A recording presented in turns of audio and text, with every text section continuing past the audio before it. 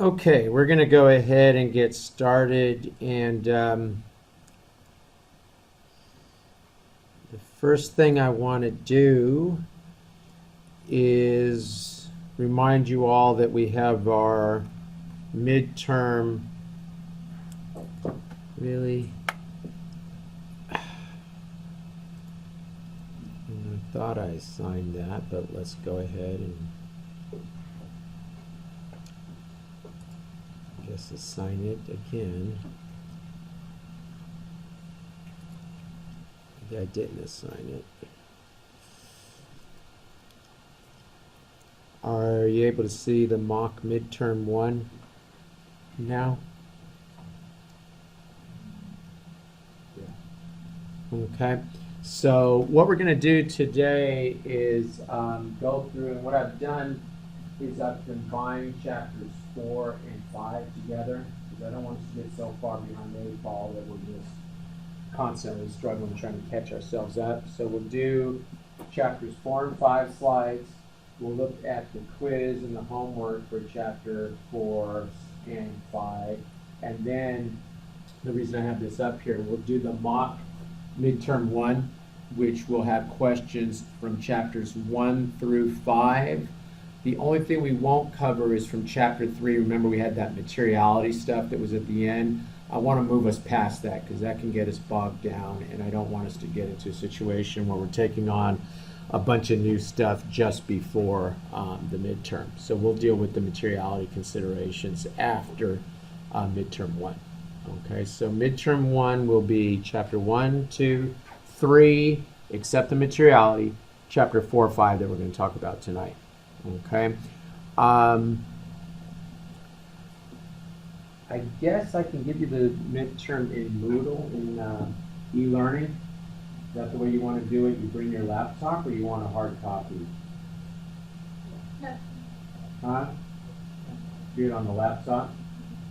Okay, so I'll have it in Moodle, but make sure and bring your laptop so you can log in to take the exam. You don't have to log into the class to get to take the exam, but I'll put the exam in Moodle itself. Easier for me too, because then it will get self-correcting. Okay? Okay, the midterm will consist of about, I'm thinking 20 multiple choice questions and 1 objective format type question, matching, something like that. And we're going to look at a couple of examples of what those questions will look like in the mock midterm. All right? Okay, good. Then let's go ahead with all that. And let's take a look and just let's see if I can lower that and get myself to my PowerPoint.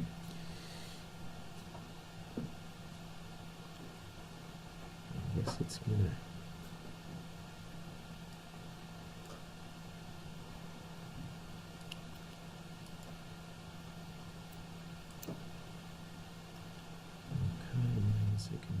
up here, and we can go ahead and start with the slides from chapter 4/5. Okay, and what we're going to do now is we're going to talk about our risk assessment. Okay, when we make a risk assessment, we're going to learn that we're going to be assessing the risk of material misstatement. So the reason we assess this risk is that the auditor needs to determine the timing, extent, and nature of your audit procedures, and that's going to be predicated on the risk that there will be a material misstatement in the financial statements. So the timing, extent, and nature of the work that we're going to do is going to be predicated on that risk assessment. And we're going to see that a major component of that risk assessment is assessing something called control risk. So we're also going to spend some time with this major chapter 5 discussion as to what factors do we really consider when we're assessing control risk. Okay? So that's why I thought it was okay to go ahead and combine these 2 chapters to kind of catch us up a little bit. So if we go ahead and take a look, every time it works before and then it doesn't want to work when I start the class. You saw me changing the slides, right? Clicking the slides over. Now it doesn't want to click the slides over. So let's go ahead and end show. And let's go ahead and start slideshow from current slide. My clicker is on. Okay. All right. So let's go ahead and take a look. And we're going to see that, yes, we're going to do some high-level things, assess the entity's business risk, but what we're really going to be focusing ourselves is what could go wrong, what could potentially be the material misstatement, and we're not only going to do that from an overall financial statement level, but also we do that at the assertion level. Remember, we talked about our assertions and how we will sit there and consider audit procedures around those assertions. Okay? We do that by assessing the risk of material misstatement. The risk of material misstatement is comprised of two components, something called inherent risk and control risk. And then the auditor will control the overall audit risk, okay, overall audit risk through something called detection risk. Detection risk is the risk that our audit procedure will not detect the misstatement, and if that happens, if our audit procedure doesn't detect the misstatement, that means we're going to have audit failure here, and of course we want to try to avoid that. Okay, so let's just go ahead.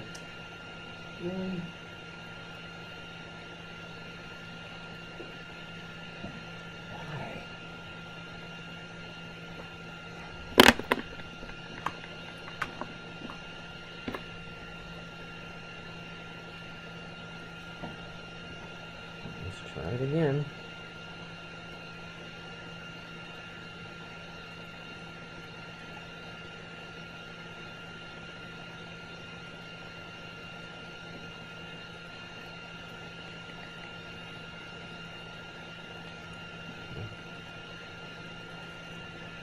And now it's locked up on me. Let's see. Discard. Okay, I'm going to just keep it like this. Maybe that's the reason. I'm just going to keep it out of slideshow. You can still see it. Okay? Now, when we talk about misstatement, there are different types of misstatements that we have to consider. One is a factual misstatement. Factual misstatement is going to be omission of an account or a disclosure, or there's a financial disclosure that is not in accordance with GAAP. So what happens? I send out a confirmation for my accounts receivable, and my client's customer comes back and says, no, I don't owe $25,000. We do a little bit of investigation, and it turns out, yeah, my client's customer did not owe $25,000. We have a what? Factual misstatement. We all agree that that's a misstatement, right? Okay, that's called factual misstatement. Now you could also have, you can see the number 2 here, a judgmental misstatement. What happens? Our client says to us that they have a asset, a truck or something like that that's going to last 20 years. We look at that truck and we're like, no, there's no way this truck's going to last 20 years. Are we right or is the client right? Who knows? It's judgmental, but at the end of the day, we trust what? Our judgment, right? So we would have to consider that as a statement. Okay? Now you can also have number 3 here, projected misstatements. Projected misstatements are those in which I do some sort of audit sampling, and from that sampling, I project a misstatement to the overall financial statement. Okay? So 3 types of misstatement: factual, judgmental, and projected. And we're going to have to consider these, of course, when we ultimately go to render our opinion on the financial statements. We will have to call out misstatements if we think they are material, and will change the judgment of someone potentially using those financial statements. So let's take a look at a couple questions here so you can see them properly up here on the screen.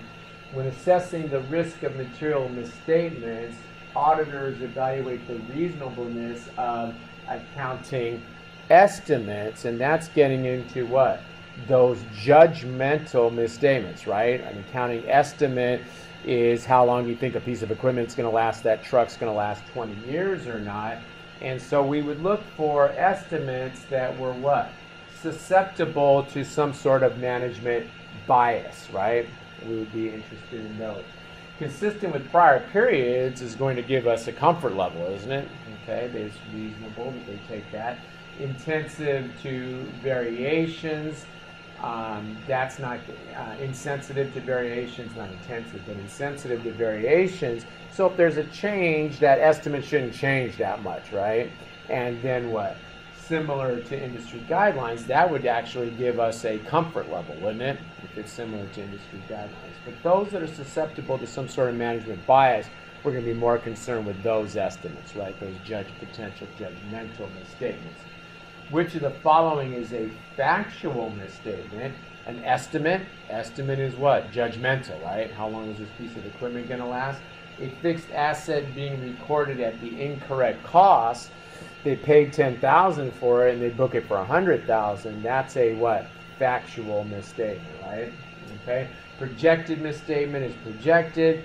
Difference in judgment between the auditor and management, that is obviously a judgmental misstatement. Okay. Okay, good. Now we take a look, and we need to consider the business risk of our client, okay, and understand how that could affect the potential misstatement. Okay, business risks are things like significant conditions, events, circumstances, or actions that impair management's ability to execute their strategy. And so business risk is something that we need to understand how it could potentially affect the misstatement of financial statements. So an example of business risk might be what? A transaction that is highly susceptible to some sort of changes in the economy or something like that, right? That could end up affecting our misstatement of financial statements. For example, how much they take for allowance for loan loss. If there's an industry that's suffering a lot of losses now, then that could potentially affect financial statements. So we consider those business risks. Okay? But for our purposes, we're going to be considering the risk assessment procedures. And remember, guys, we said last time that we always, it's kind of covered up by the fact that I'm talking here, we always, right, always have to do the risk assessment procedures. And we have to do those on every audit. Now, what will we do? We will have to obtain an understanding of internal control and the environment sufficient to evaluate the design of controls and determine that those controls have been implemented. Now, I have bolded the key words here. Evaluate the design of the internal controls and see that they have been implemented. Design means that the control was adequately designed to detect or prevent the material misstatement in the financial statements. That's a good design. Okay? Implemented means that the control is being used. So in every audit, we have to assess the risk of material misstatement, and we will look at the design, and we will look at the design of internal controls, and we'll look to see that they have been implemented. Based on that, we will make an assessment of the risk of material misstatement. We assess the risk of material misstatement on every audit by looking at the environment of the entity, the business risks, but we also look at the controls and we look at the design of the control and we look to see that that control has been implemented. Okay? Based on that, we will always have to make an assessment, and the assessment is the assessment of the risk of material misstatement. So we have to make that assessment of the risk of material misstatement.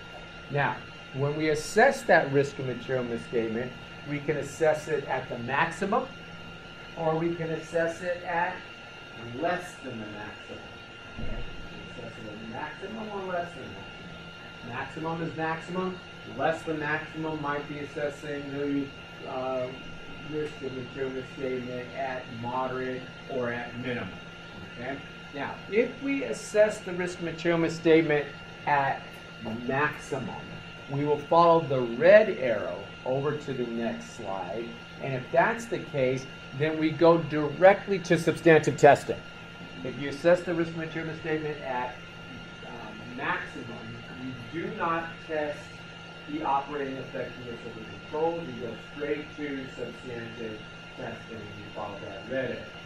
Conversely, if we had assessed the risk and material misstatement at less than the maximum, then you would follow the black arrow.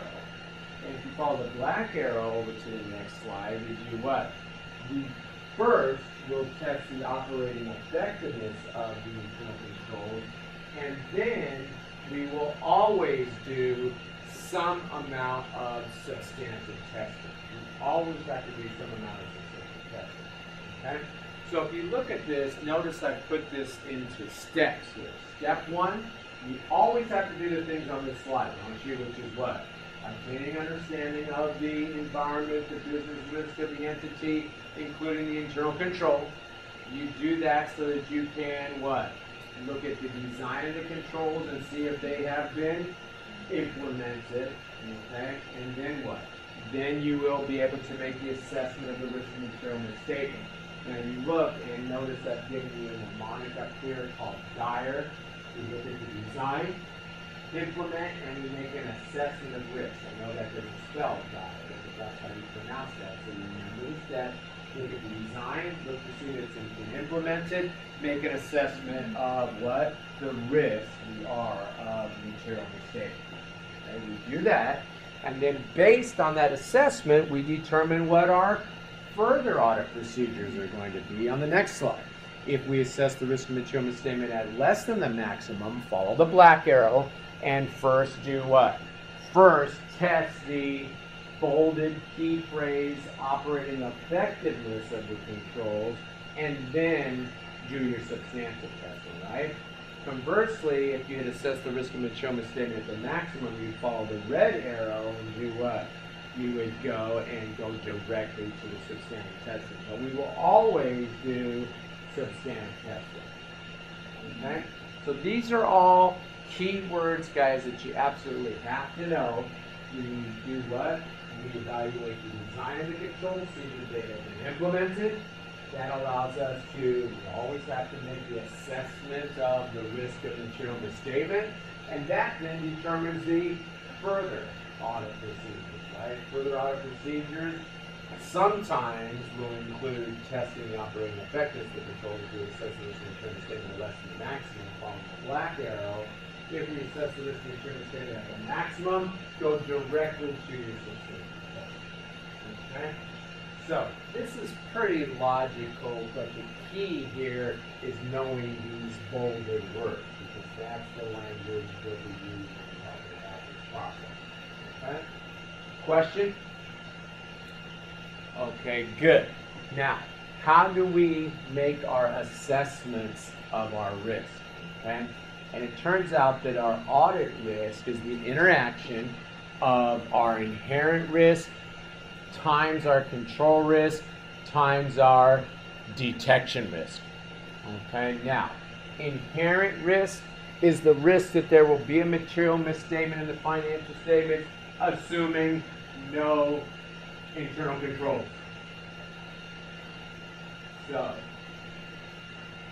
inherent risk really is something that cannot be controlled either by management nor the auditor.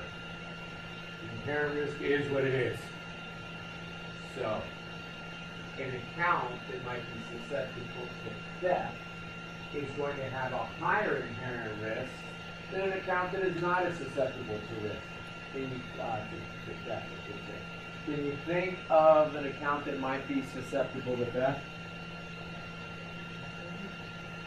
Okay. I mean, you heard the one about the guy who said, "Oh, my dad was an idiot. He worked at the bank and they caught him stealing pens." Okay, so can you think of another asset? Don't say pens. Okay, cash is something that what? Is going to be susceptible to theft, isn't it? So cash will almost always have a high inherent risk, right? How about if you're in a jewelry store? The what? Now the inventory, the rings and that stuff, because they're small, easy to fit into a pocket, and probably fairly easy to sell out on the street or something like that, right? Okay, so those are things with high inherent risk. Can you think of an account that might have a low inherent risk?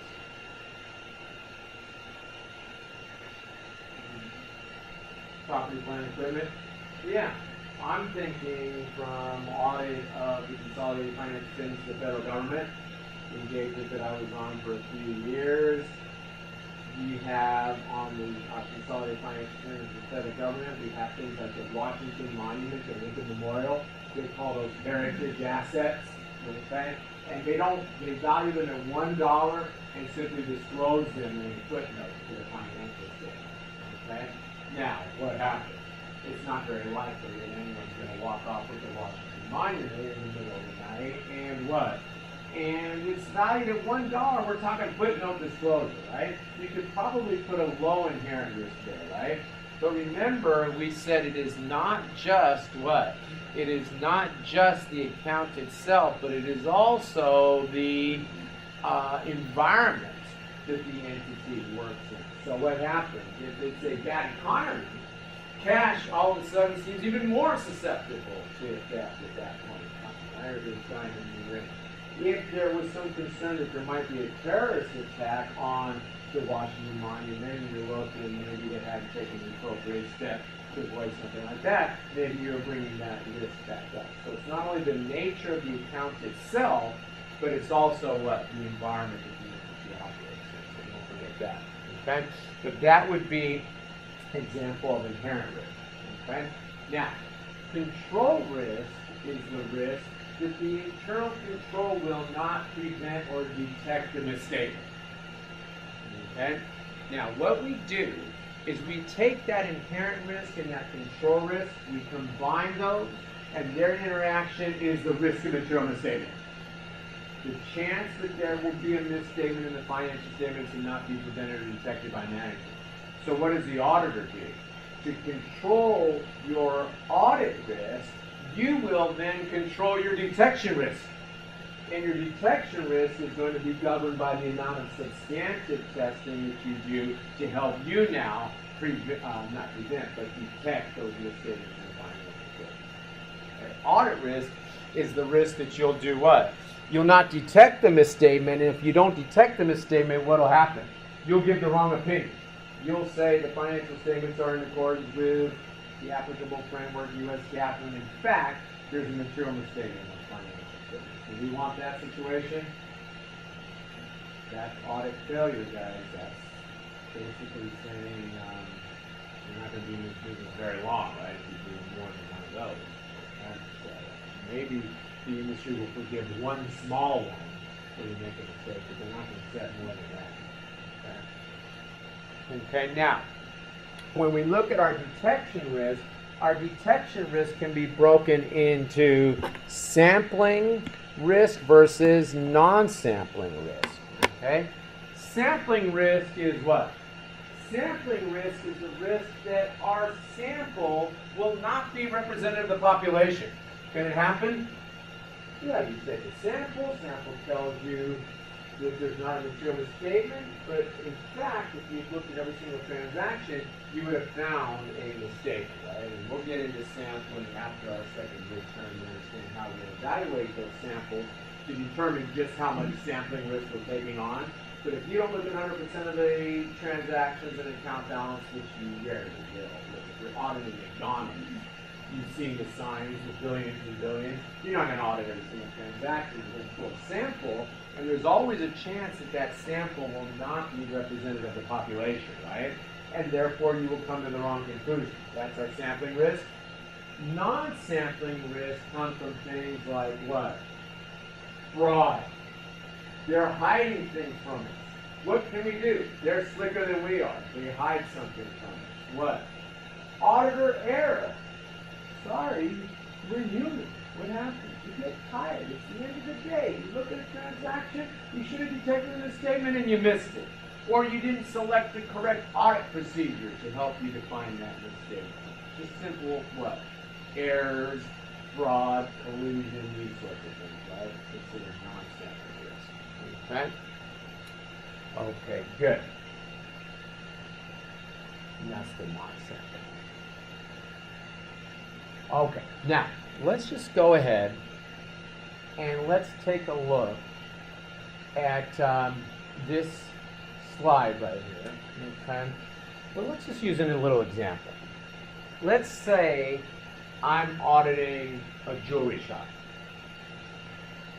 Okay, that's what my audit firm specializes in, auditing jewelry shops. Okay, so let's say I'm auditing a jewelry shop, and I want to keep my audit risk at low. You think? Auditor wants their audit risk at low. You never want a high audit risk. Drive you drunk. You don't want that, right? You want a low audit risk. Okay? So we can state that in qualitative terms, low, or we can even state that in quantitative terms. We can say that we only want an audit risk of 5%. That means that we only want a 5% chance that we will have a material misstatement in the financial statements and not detect it. That's a pretty low chance, right? That means we want to be 95% sure that we're going to give the correct opinion, right? So we're willing to take a 5% chance that we give the wrong opinion, okay? Now what happens? Since we're auditing jewelry shop, diamonds, rings, small things that are easy to carry out, we're going to go ahead and we're going to, maybe it's a bad economy, because we have to consider the environment as well. We're going to go ahead and we're going to assess our inherent risk at maximum. Meaning we give it a level of 100%.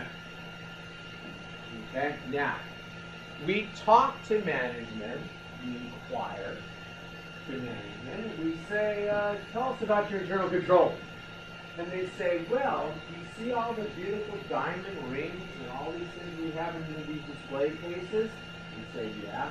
At the end of the night, we make sure and lock the door on the building.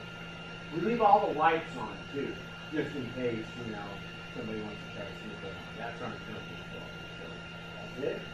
And they say, yeah. And when we leave the lights on, then we can see all those diamonds and rings gleaming in the night, and if all you do is lock the door, they're just going to smash the window and take those things, right? So we don't like those controls. Okay, so we do what?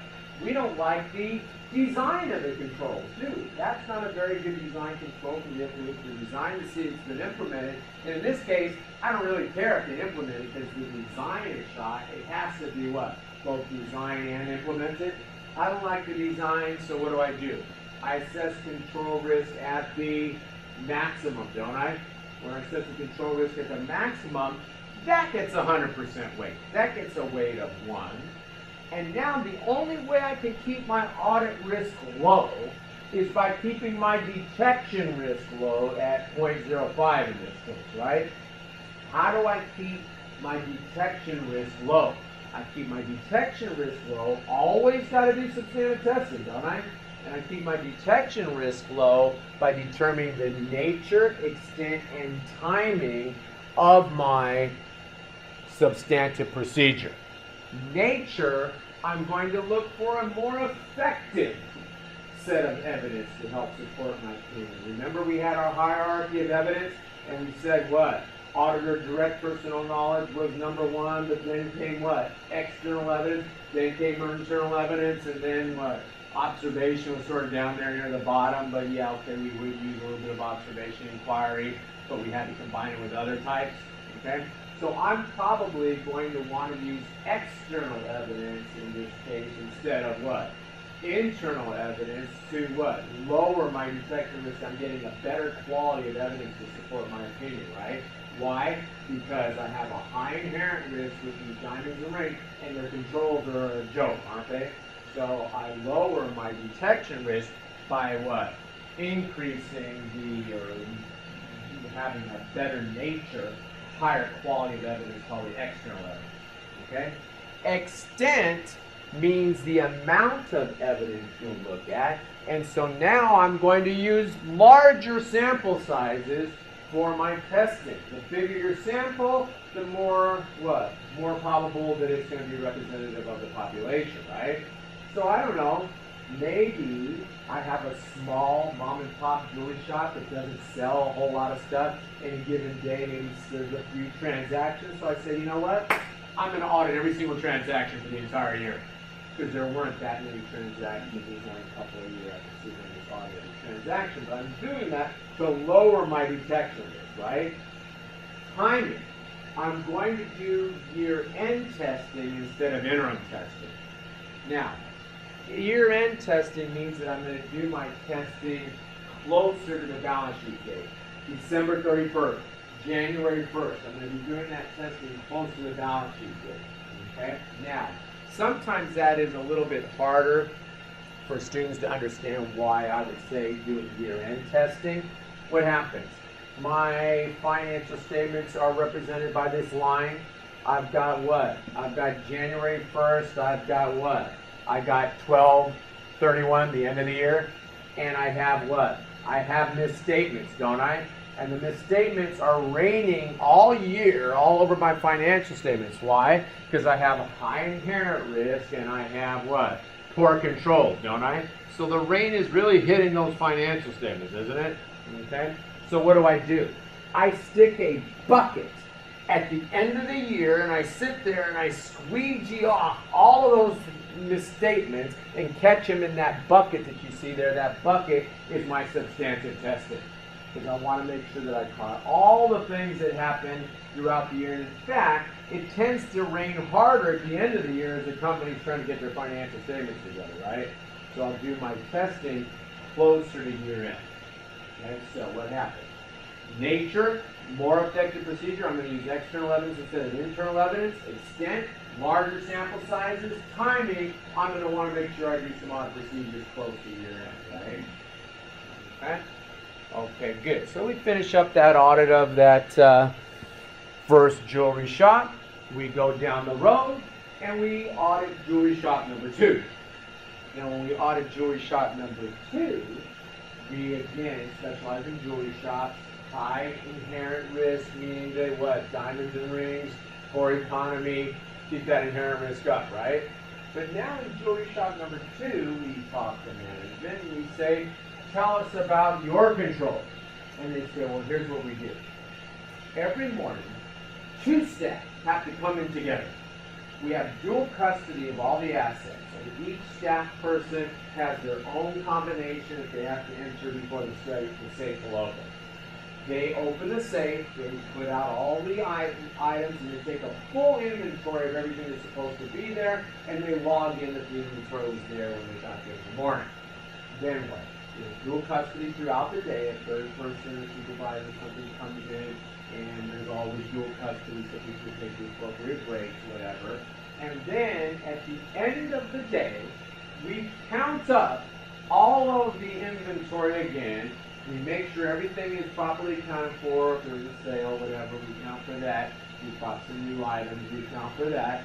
We sign off on all that, and everything goes back in the safe and locked up, and the supervisor signs off on that at the end of the day. And we have facility controls. We got cameras observing that whole thing. And you look at that and you say, hey, that's a pretty good set of controls. So we go ahead, and now we have set the control risk, and I have said here at moderate. If we set the control risk at moderate, that's 0.5. Now we have assessed our control risk at less than the maximum.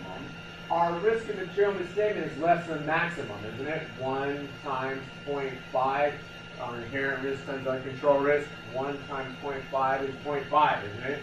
So our risk is less than the maximum. So now what? Now we must test the what? Oh, let me back up. We like the design, do we? Of those controls, but we also have to look to see that it is what? Implemented. So here's what we'll do. We will go ahead and we'll do what we call a walkthrough. And we do that walkthrough on a particular day that we select. We say, okay, we're going to be here on September 30th, and we're going to do a walkthrough. And so we take the transaction, we walk it through, we see that the 2 people get there at the time, etc., and everything happens the way they described to us, right? Everybody's on their best behavior that day, isn't it? Okay, so we are satisfied that that control has good design and it has been implemented, right? So we assess the risk of material misstatement at less than the maximum, but now we must test what? Operating effectiveness. Operating effectiveness says, was that control in place throughout the year? So now what we'll do is we'll take a sample of days, I don't know, maybe 50 days, and we'll look to see if there was a sign-off. Remember the supervisor's supposed to sign off on those inventory control sheets? We'll look to see if there's that sign-off. That's showing that that control had what? Operating effectiveness, and then we can see evidence that that control was in place throughout the year. So we look at the design, we look at the implementation, but we also have to test then what? Operating effectiveness, where we go ahead and see if there is sign off on those sheets. Notice that what? When we assess the risk of material misstatement to maximum, we didn't test operating effectiveness. We test operating effectiveness when what? When we believe that there's good design and good implementation, right? Okay? Now let me ask you this. Let's say I show up early in the morning when the two staff are supposed to arrive together and each put in their own combination, and one person shows up. It says, "Hi, auditor," and I see him put in both combinations. What's happened? Huh? Well, the design is good, but the what? The implementation is weak, right? What they say, oh, your teeth are in good shape, but your gums are shot, right? Okay, so it doesn't do you much good if you don't have both. Got to have design and implementation. So if that's the case, what would I do? I'd say, you know what? The control risk is zoop, it's maximum. I'm back over here. I'm not testing the operating effectiveness, right? Gotta be both. Gotta be implementation. Gotta be what? Gotta be design, right? Okay. So let's say both people show up, etc. Then what? I test the operating effectiveness, and assuming that when I test the operating effectiveness, I see that the supervisor signed off on those. Again, if I go to test the operating effectiveness and I go and I say, can I see the inventory sheet? And they say, what inventory sheet? And they don't have them, again, I'm back up to maximum, right? But assuming I'm able to run my control test and I see that there was a sign off on all that, then what? Then when I get to my detection risk, never say a high detection risk, guys. Never say high. It is higher than what? Than the previous example. You don't want a high detection risk. It just now went from 0.05 to what? 0.10. So it's a little bit higher. Okay? And so what happens? Now, because I'm able to take a higher detection risk, notice that what? As my detection risk goes up, my substantive testing can come down. Meaning what? Meaning nature, extent, and timing. Nature, now I can use a less effective procedure. Maybe I can use some more internal evidence, right? Extent, smaller sample sizes, and now I can do what? Now I can do my testing at interim. Let's say that my year end is 12/31. I can sit here and put my bucket at 9:30 and do a lot of my testing. You can see that nice little roof. That roof is internal control, and what? Not a whole lot of misstatements are hitting the financial statements. They're being blocked by the internal control, the nice roof that's sitting there. Okay? Now be careful. Sometimes people say, well, that means then I don't have to do any year-end testing. No, it means you don't have to do as much. You must always do some level of year-end testing to make sure that you're satisfied that nothing went to hell that back into the year, right? For example, maybe you'll do an analytical procedure. Remember we talked about analytical procedures and substantive tests? Auditor can select that if they want to. So maybe you'll do an analytical procedure that will help roll forward to the end of the year. When I was on the audit of the public debt, what we did was we did the testing at interim, And then we said, well, okay, we've done the testing for 3/4 of the year, and we simply projected forward what the year-end debt should be for the last quarter of the year, since the government issues its securities pretty evenly throughout the year. So we're going to do that sort of analytical procedure. Maybe take a small sample size at year-end, but you must do something to roll forward to the end of the year. You can't just sit there and say, oh, we did our testing, we don't have to do the same testing for the back quarter or whatever it is back end of the year. Okay, so you'll always do something to roll forward. Okay? Question? Okay, guys, so we've looked at a couple of key aspects here. We looked at what? We looked at the keywords, which are what? We have to understand the entity and its environment sufficient to what? To make our assessment of risk. We'll look at the inherent risk. We'll look at control risk. That'll lead us to the assessment of risk and material misstatement. Have to do that on every audit, don't we? And then that'll determine the further audit procedures. Further audit procedures are going to be what?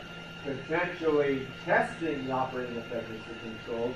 So that control risk thing falls on both sides, doesn't it? It falls in the assessment side, but also in the what? Further audit procedure side, doesn't it? Because you may have to test the operating effectiveness of the controls, and then you will always do what? Always do some amount of substantive testing to lower what? Lower your detection risk. So those 4 slides kind of really all go together, don't they? Question? And we already saw this. Again, our detection risk can be made up of sampling and not sampling. Okay, good. Let's go ahead and let's take a look at a couple of these questions. See if I can make that a little bigger. Okay. Risk and material misstatement refers to a combination of which 2 components of the audit risk model? Inherent risk and control risk. Piece of cake, right? Okay. The risk that an auditor will conclude based on substantive procedure that a material error does not exist in the account balance. When in fact such an error does exist is detection risk. The risk that there'll be a misstatement and you won't catch it, that's the detection risk. We want to keep that low, don't we? And this is something we don't think should happen very much, right? Okay? Good. Let's take a look at this one. When an auditor increases the assessed level of risk of material misstatement because certain control procedures were determined to be ineffective, the auditor most likely would increase the extent of tested controls. I'm not going to even test the controls if I think there's a problem with them, right? If I assess the control risk at more than more than maximum, at maximum, not more than maximum, no such thing as more than maximum. At maximum, I'm not going to test those controls, okay? The auditor will likely increase the level of detection risk. I'm going to decrease my detection risk by doing what? Increasing my substantive testing, right? So is it true that I will increase the extent of my substantive testing? And when we say increase substantive testing, we always talk about nature, extent, timing. This particular question is asking about extent, right? And then level of inherent risk, well, if I increase the level of inherent risk, that's because what? Some other factors come to my attention about either the environment that the entity works in or something significant about that particular account, right?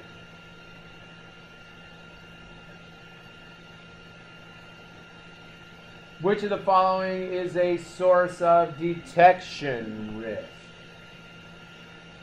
Unstable business environment, that's affecting what? Inherent risk, isn't it? Not detection risk. Poor client controls, hello, that's control risk. Inherent risk, assessed too high, well, that's an assessment of inherent risk. And if you assess inherent risk too high, you know, you're not going to be the most profitable auditor in the world because you're going to be doing too much audit work, aren't you? If you assess control risk, inherent risk too high, you're going to want to lower your audit risk risk by increasing the substantive testing and lowering your detection risk. And so you're going to be doing a bit too much work. Okay? But what? A non-representative sample, that's our what? That's our sampling part of our detection.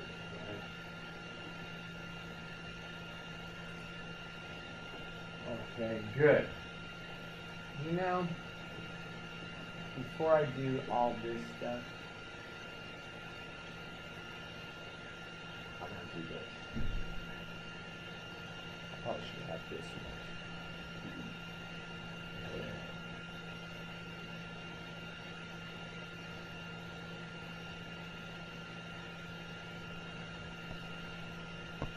There, now you can see it. Okay, now we looked at this last time, guys. Okay, and the reason I'm putting it back up now is we now fully understand everything that was on this slide that we looked at from chapter 3 last time. Okay, and that what? Remember, everything is around the assertions, isn't it? Okay, so when we look at our inherent risk, our control risk, our detection risk, we do it all around the assertions, right? Okay. So now we're kind of pulling this whole thing together. We have our sales account receivable, we have our assertion, occurrence, existence, and remember we think about the potential misstatement. What could go wrong is potential misstatement. Potential misstatement is another way of saying the inherent risk. What is the inherent risk of potential misstatement? What can go wrong with this particular account balance, right? And we say, and not only the account balance, but what? The assertion.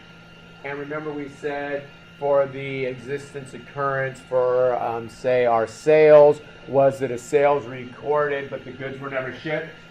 Or there's a return and they don't book the return, right? That's the inherent risk associated with the existence occurrence. Assertion. Control technique. And when we deal with the control technique in this particular case, remember we said that the salesperson is the same one who calls and what? And confirms satisfaction with goods. And we said that's not good separation of duty. Because that same person that made the sale may be the one that's making fictitious sales so they get a bigger, we supposedly made the sale, it's fictitiously made the sale, so that they get what? A bigger commission or something. So we didn't like what? We didn't like the design of that control, did we? And so since we didn't like the design, because we have to look at the design, then what? Further in walkthroughs, the control wasn't implemented. When we sat there and we looked at to see if they knew what they were doing, they were like, huh? What? Who are we supposed to call? What's the sign-off sheet? Whatever, right? And so what happens? We skipped what? We skip the testing of the internal control. And notice, guys, control risk is in both, has a leg in each category. It's in the what? It's in the risk assessment procedures. It's in the further audit procedures, because we really can't assess control risk until we do what? Test the operating effectiveness. But if we've already assessed control risk at maximum, then we're not going to sit there and test ineffective control. So we go directly to what? Substantive testing, and that's where we deal with our detection risk, right? And then again, we design a procedure around the what? Around the assertion, which is confirmation, is the classic step for the existence. So we send out a big, huge, we take the bigger dollar ones, we get a random sample, we do all kinds of substantive testing to lower our detection risk. Now, in the second example here, now I still have the same potential misstatement, but now I've got this control technique where it's the supervisor that's calling the customers to confirm satisfaction of goods. The supervisor signs off that they made the calls. The internal audit department comes in behind and makes a few calls as well. So we sit there and say, hey, pretty good. We've lowered our control risk, haven't we? But now we have to do what? In our further audit procedures, in our testing phase, we have to do what? We have to test the operating effectiveness of the controls, right? So we look at the sign-off sheets, we participate in a few of the calls, etc. Assuming that all goes as planned, now our detection risk can be increased because our SAM testing has come down, right? So this slide right here, guys, to me is a critical slide for you to understand this overall process that we go through here and how we use these assessments, et cetera, to determine the kind of extent and nature of the further audit procedure. The only thing more we're going to add to the rest of this class is, okay, how do we use sampling for all this, because you can't audit every transaction. And then after that, we go through an account at a time, making ourselves somewhat familiar as to how the audit procedures relate to the particular accounts. But at the end of the day, every account is an assertion, isn't it? So if you know how to audit the existence assertion for sales, for accounts receivable, you know how to audit the existence assertion for what? For the inventory or whatever it is, right? If you know controls that will help you with the existence assertion for inventory, you know what controls will help you for the existence assertion for sales. Okay, so we just start to add a little bit of contextual sophistication for the different accounts. This is the key. Okay? Any question? Okay, good. Huh?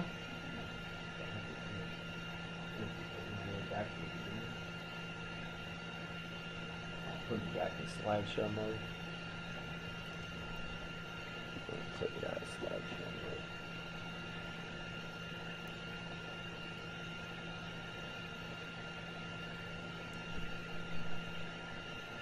mode. Okay. Okay, now let's go back to some of these slides that we had gone past earlier, and let's see what some of the risk assessment procedures will be. We said do risk assessment procedures, always have to do, we didn't get some specifics as to what would be the nature of those risk assessment procedures. Inquiry of management and entity personnel. Didn't we ask them, tell us about your controls? In one place they said we locked the door, the other place they said, well, we have cameras and everything. Okay? Then what? We can do analytical procedures. Analytical procedures are going to help us to see if there's any accounts that are behaving in an unusual manner. Are they behaving outside of our expectations? If they are, we start to think that maybe those accounts have a higher inherent risk, don't they? Okay? Observation and inspection. We sat there and we did a walkthrough and we watched to see if they signed off on those inventory sheets, didn't they? Observation. Didn't they say that there were cameras that were looking at the whole thing? So we'll sit there and we'll say, do you mind if we actually look at the video of one of those days? Oh, well, geez, the cameras aren't really hooked up to anything. They're just there to scare people. You laugh on engagement where they tell us about all this camera and video system, and then we say, oh, okay, well, can you please see where that feeds to? Well, it doesn't feed to anywhere. We just have the cameras up there and we haven't changed it. I was watching, sometimes I watch the investigation channel, and they had a murder in a park, and the police go to see what's happening in this park. They see that there's a camera sitting up in a tree, and they're thinking, we got it! There's a camera that's put right on where the body was. And they go and they ask, they say, can we get the film from that? Because we haven't used those cameras in years, right? Hopefully there is actually something behind that, and then you maybe observe and inspect that they're actually taping those, right? Okay? Okay, good. You would also look at the regulatory and external factors, right? It's not just the account itself, it's what are external factors. It's the economy for it. We're in a highly competitive environment, right? If you read back to the that little matrix that I had, I mentioned there the highly competitive environment. Because you always have to think beyond just the account itself and the assertion. Internal control, obviously, right? Okay, we're going to be looking at the internal control. Okay? Operating characteristics, size, complexity. The complexity of the transaction is an inherent risk factor, isn't it? The more complex the nature of the transaction, the higher the inherent risk. So if you're dealing with a client that invests in derivatives, derivatives can have complex accounting implications to them. So you're going to increase your inherent risk or something like that, right? What happens if the client has a very, very complex operating environment? What would you do? Good! Excellent! Very good. You call a specialist, right? Call Ghostbusters. You're going to call the specialist, right? Get them involved, right? Good. Very good. That's exactly what I was thinking, right? You do not succumb to a client that tries to browbeat you. Clients will do that to you sometimes. They'll sit there and say, we've explained this to you already. Meanwhile, they were making it as difficult to understand on purpose so you'll give up and feel like, oh, for the time, right? If you don't give up, you can't understand it because you don't have the expertise, you bring in a specialist, right? Okay, good. Okay. What else? Industry, regulatory factors, technology, regulatory environment, government policies. If you're auditing a bank, that's going to be a whole nother level than if you're, say, auditing a mom and pop shop or something like that. Okay, much more regulatory. Other external factors, economy, etc. We've mentioned some of that. Okay? Okay, good. All of the following are inherent risk factors that are pervasive to the financial statements, except complex transaction is inherent risk, isn't it? Non-routine transactions, that's going to add to your inherent risk. Very unusual set of transactions, that adds to your inherent risk. Class of transactions are not processed systematically. That's going to increase your inherent risk because what? Every transaction has to be treated specially, doesn't it? Okay. Then what? Supplies inventory is difficult to count. That is going to be a detection risk factor, right? That is not an inherent risk. The fact that it's difficult to count means that it's hard for you to put an audit procedure on that, right? Okay. Okay, good. Let's take a look at this one. Which of the following would not be used to obtain an understanding of the entity and its environment? Observe entity operations. Yeah, remember we had our what? We had our internal control procedures, and one of them was observation. Okay. Reperformance. The top one, remember we had that pyramid, and the best internal control procedure was reperformance. Okay. Then what? Verify proper valuation of inventory subject to technological obsolescence. That's a substantive procedure, right? When you look to see what the nature of their inventory is, and you look and you see that your client has a warehouse full of flip phones, and they say, well, we can sell those for as much as they sell those iPhones because everyone wants to look cool with a flip phone. I don't think so. You might be able to sell some of those to people like my dad did. Now you can't even get off the flip phone. His phone rings and it's just so your flip phone closes. Hello, hello, hello. Dad, open it. You have to open it. Huh? And then he loses his call. Okay? No. So his flip phone worked for a while. But that would be what? That would be a substantive procedure. Okay, lower your detection risk. Review prior year's audit documentation. I don't know what that is. I guess that's helping you understand something about that client based on what you take that to. Certainly not certainly is something that you could do in observation use to obtain an understanding of the entity and its environment. Maybe you're reading the client profile. Okay? Okay, good. Now when we look at the risks, guys, we look at them at the financial statement level. We look at them at the assertion level. Okay, now when you look at them at the financial statement level, you develop an overall risk strategy for the audit. See? You were my partner. You were my partner last time, didn't I? Okay, and so I said, what would you do in terms of assigning personnel to your data?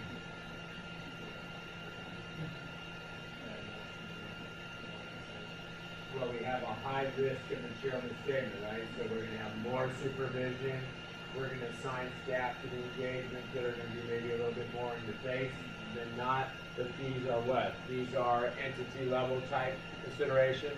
Okay? Assertion level considerations are designed for what? The assertion, that's basically that matrix that we looked at, and that's really getting into what can go wrong. That's the potential misstatement. Okay?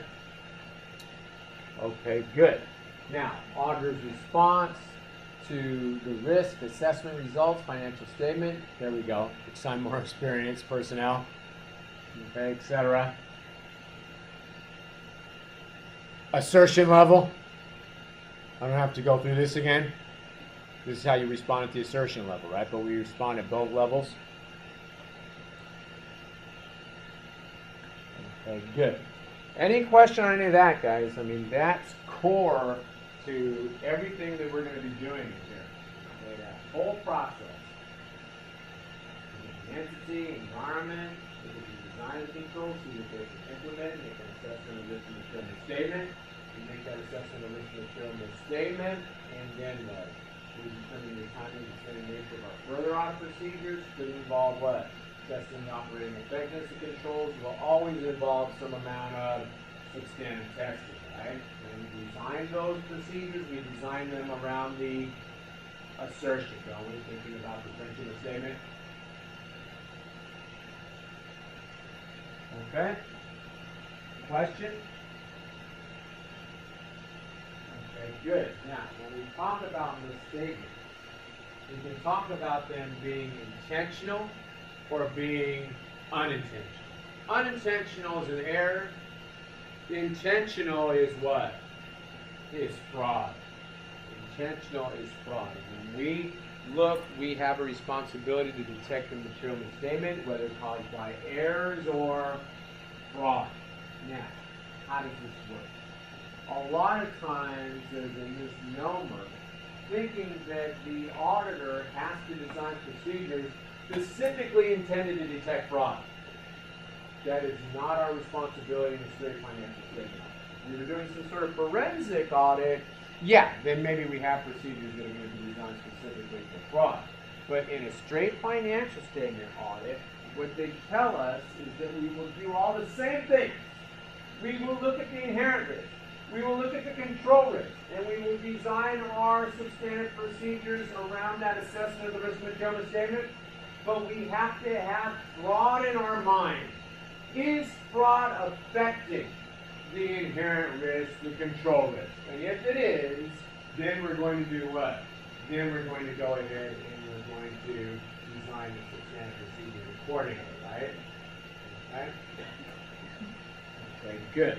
So what happens? Fraud involves an intentional misstatement, and it can either be fraudulent financial reporting, which is lying, or misappropriation of assets, which is stealing. Okay, we need to consider both of those. Okay, misstating financial statements, intentional, and of course stealing is fraud, misappropriation of assets. Okay, so let's take a look at misstatement due to error or fraud. And if it's fraud, we have what? Manipulation, falsification, alteration of accounting records and supporting documents, intentional omissions from the financial statements, intentional misapplication of accounting principles. All of these would be fraud because we have the I word here, which is what? Intentional, right? If these were unintentional, then would be errors. Okay, stealing of assets. Pay for goods or services not received by the company. Embezzling cash, all this would be misappropriation of assets, obviously. Okay, now, what are some of the things that we have to do then in an audit to make sure that we are appropriately considering how fraud could affect how the financial statement could be in statement due to fraud? First thing we have to do is communication amongst the audit team. This is called brainstorming. This is not led by the first day employee. This discussion is led at the partner level, so that my partner can make the appropriate staffing decisions, etc., based on what's determined from that, right? Okay. I was on an engagement where we were looking at the disbursement of the federal government's cash. We were on the cash cycle, and we got the disbursement cycle. And we got that in San Francisco because there's a disbursement center right here in San Francisco. Did I tell you guys this story? There's one in Gulf Station. Okay, there's only 5 of them. They call them regional finance centers. There's only 5 of them across the country. San Francisco, Houston, Pennsylvania. What is all? Anyway. No, that's the Federal Reserve System. Federal Reserve System is 12 Federal Reserve banks across the country. Those don't mean nearly as much as they used to. Back in the olden days, it meant something because you had to literally take your gold to the bank, right? And so you had to have one in New York, one in Boston. So those letters that are on your money, A is Boston, B is New York, C is England, I think. And then you keep going. When we were auditing public debt at the Federal Reserve banks, and so we got to know the different letters associated with the transaction went to the Reserve Bank would have a letter on it. So like we would go out after work and get drunk and hit each other on the letters. So that's what it was like, A, B. And then 1, 2, 1 is Boston, 2 is New York, I think 3 is Cleveland, and so on. And then 12, the letter L, is San Francisco.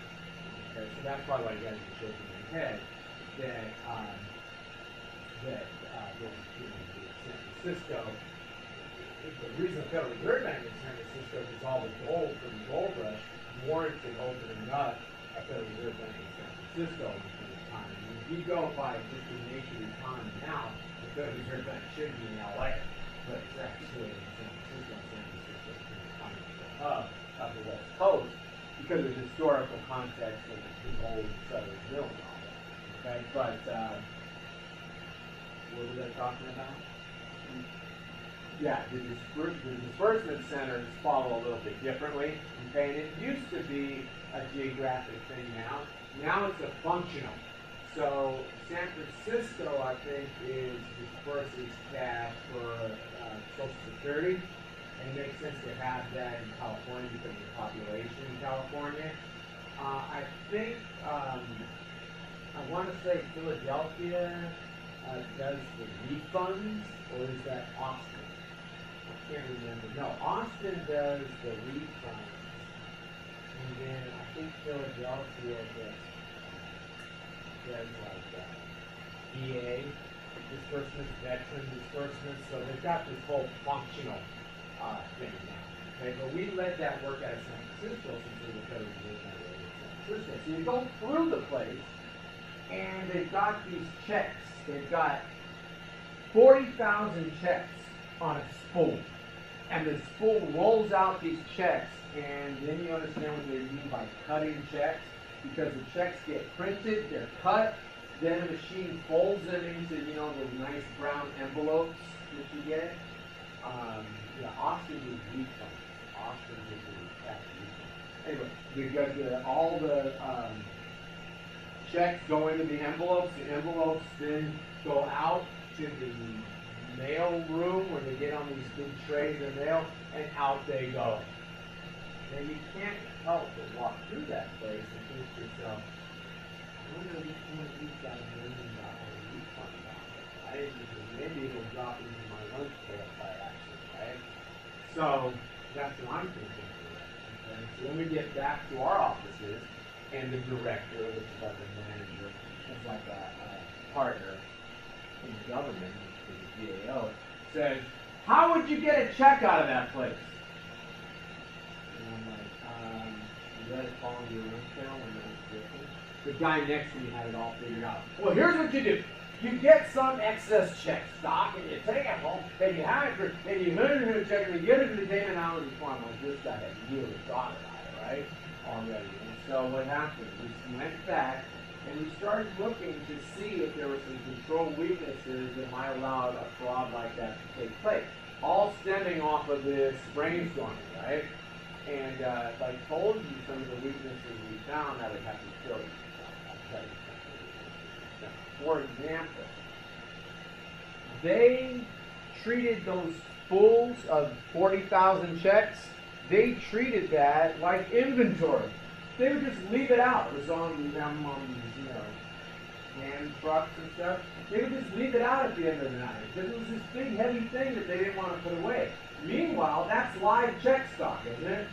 So we were saying, hey, you got to lock that stuff up. And then when we wrote that report, we wrote what they call a limited use report, meaning that it goes to the committees in Congress and only they get to see those issues. We don't want to put out in the public, here's what's happening. They're leaving checks laying around so everybody goes, oh, okay, now I know how to get one out of it, right?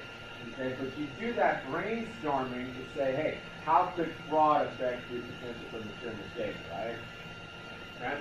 Okay, good. Inquires of management and others. You sit there and you say, do you want to tell us about the fraud that occurred? You don't say, did fraud ever occur?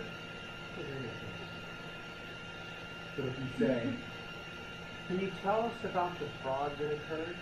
Oh, we know already. So let me go ahead and let's tell, right? You know, all of a sudden, okay, well, fraud's already occurred. We've got a higher risk of material misstatement caused by fraud, don't we? Okay. What else? Analytical procedures. You must do an analytical procedure. Remember we said last time over revenue? You must do a high-level analytical procedure at the beginning of the assignment over revenue. Why revenue? Why revenue?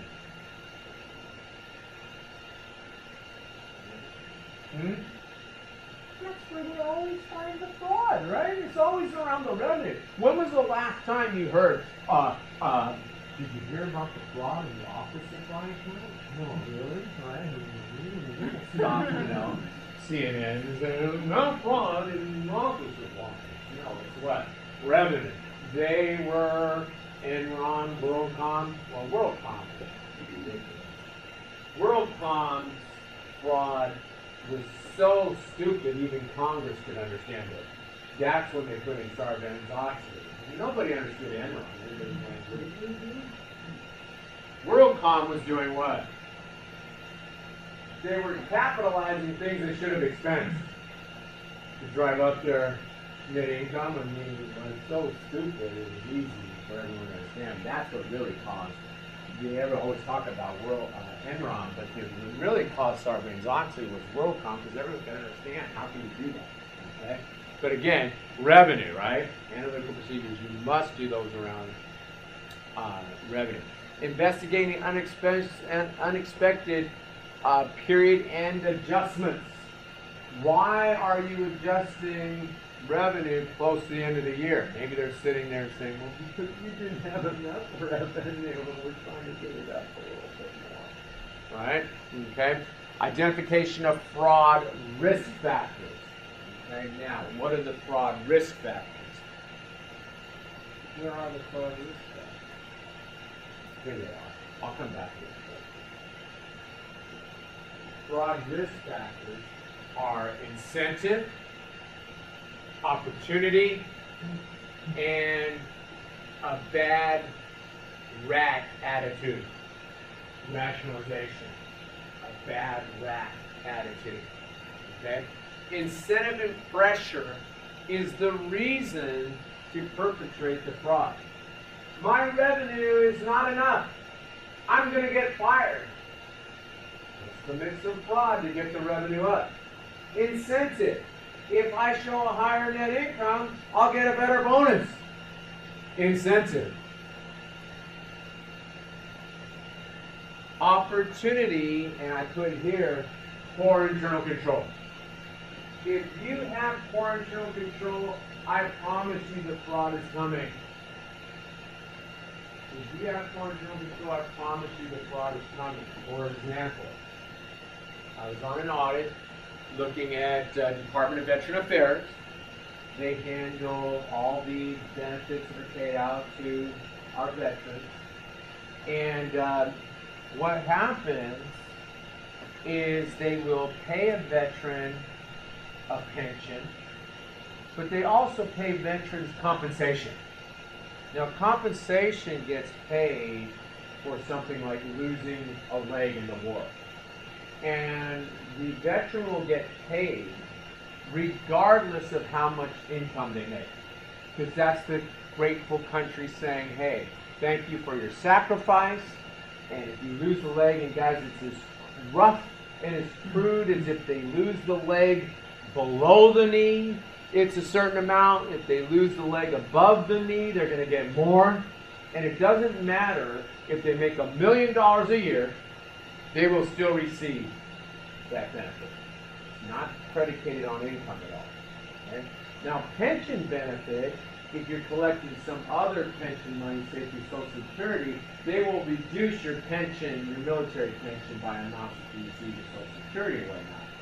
So what the Veteran Administration was doing as an internal control is they would take the pension payment file and bounce it against the Social Security records to see if somebody was also getting Social Security payments that could reduce their military pension for amount of Social Security that they got.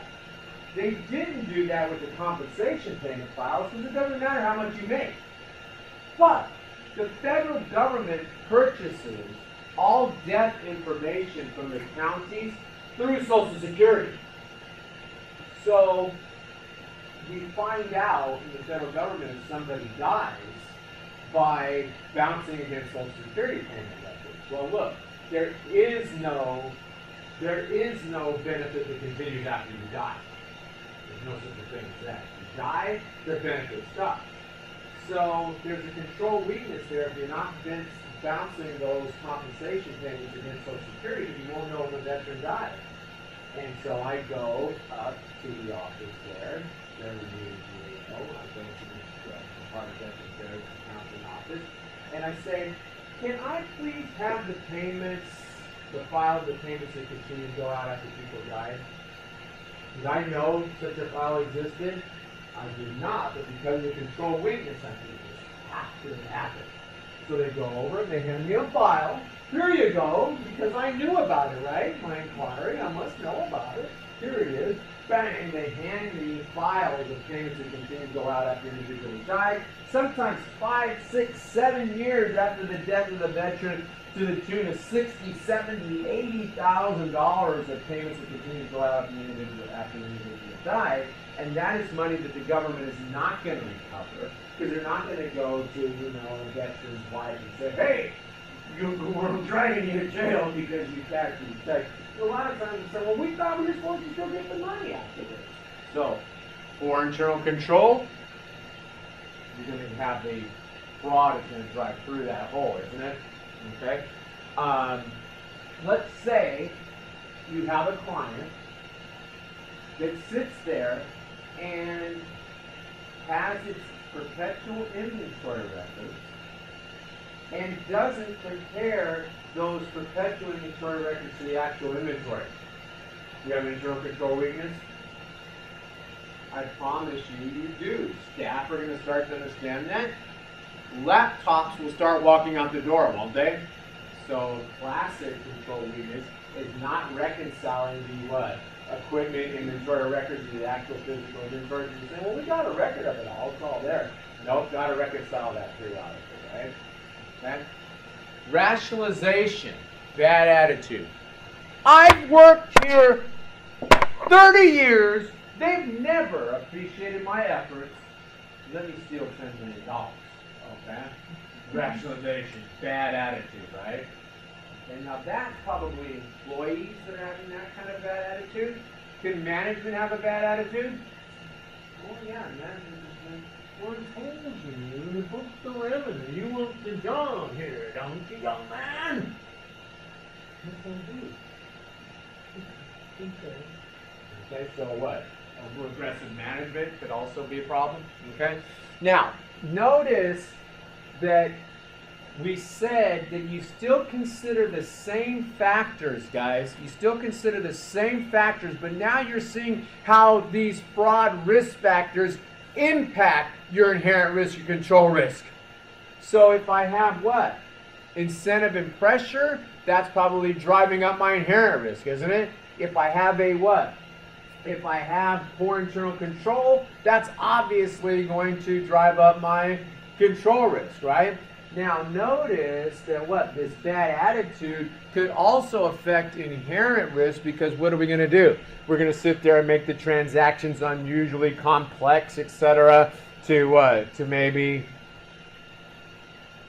increase the revenue or whatever, or what? It could also be control risk if management's overriding those controls, right? So again, it's not like all of a sudden you got to sit there and come up with a bunch of factors for finding fraud, but when you see the fraud risk factors and you see that they are present, you think about how they may drive up your inherent risk and control risk, etc. How do you respond?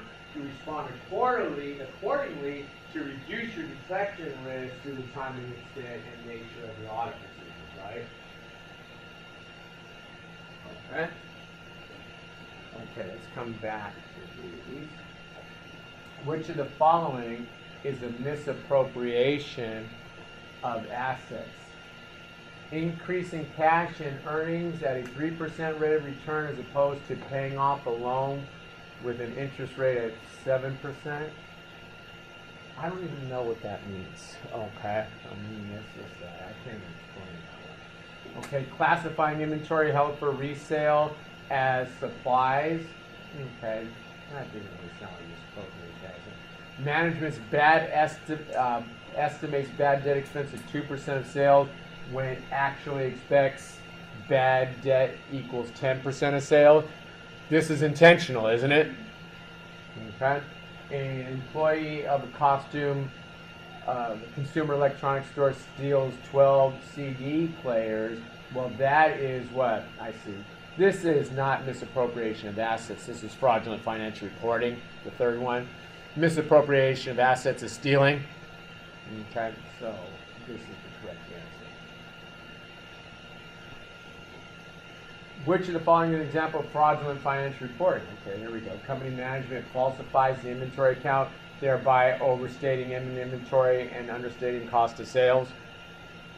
Okay. An employee steals, that is what? Misappropriation of assets. Employee diverts customer payments, misappropriation of assets. Employee borrows small tools and neglects to return them, misappropriation of assets, right? Okay. Okay, good. Let's take a look at this. Risk factors, fraudulent financial reporting risk factors, complex transactions, ineffective monitoring of management, deficient internal controls. Okay, so we've already kind of talked about these fraud risk factors. Fraudulent financial reporting risk factors relating to rationalization of attitude, non-financial management, excessive participation and selection of accounting principles, excessive interest by management in stock prices and earnings records, right? Wanting to get those stock prices up, committing to aggressive or unrealistic forecasts. And this one is problematic in that what? Do markets like surprises? No. So if you're getting these unrealistic forecasts, more pressure, right? Okay. Ineffective communication of ethical standards, recurring attempts to justify, marginal or inappropriate accounting, history of violations of securities laws, etc. Misappropriation of assets, incentive and pressure, opportunity, attitude, right? Okay, so it's worthwhile to look at this slide sort of on your own and see what the specific examples under these are. But the key thing is for you to remember the three broad categories, which is what? Rationalization, attitude, and foreign control. Okay, good. Let's take a look. The auditor can respond to an increased fraud risk by doing all of the following except evaluating the accounting policy selected may be indicative of fraud, assigning more experienced personnel to the audit, that's at the general level, right? Okay. Increasing detection risk? No, I have to do what? Lower my detection risk by increasing my substantive testing, don't I? Okay.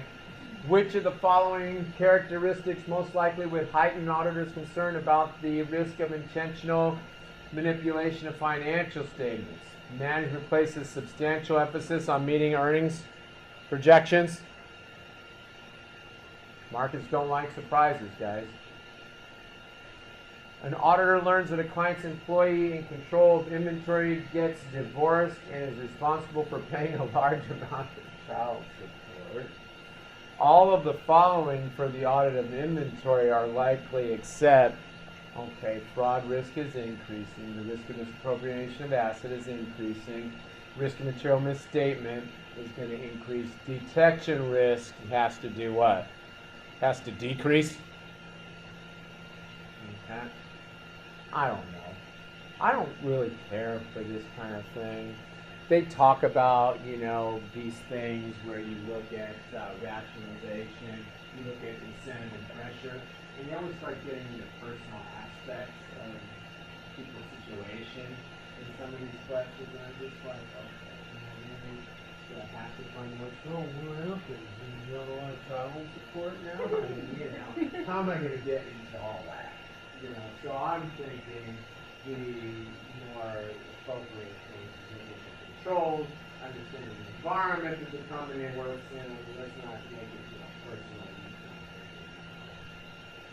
Just simply that you want to shut the door. Okay? Okay, good. Test results. So what happened? Notice we had the brainstorming at the beginning of the audit. We considered how the fraud risk factors could affect our inherent risk, our control risk. We responded accordingly, right? Then you do the procedures. And what the standards tell us, even though we're talking about this in the early stages of the audit, we're talking about this in the planning phase, we need to do what? We need to keep this in mind throughout the engagement. So what happens? You perform a procedure, and when you go to get the evidence, you determine whether in fact material fraud has occurred. Consider the implications for other aspects of the audit. Now, you have to communicate fraud when you identify it one level above those involved. So if the clerk, tell the supervisor.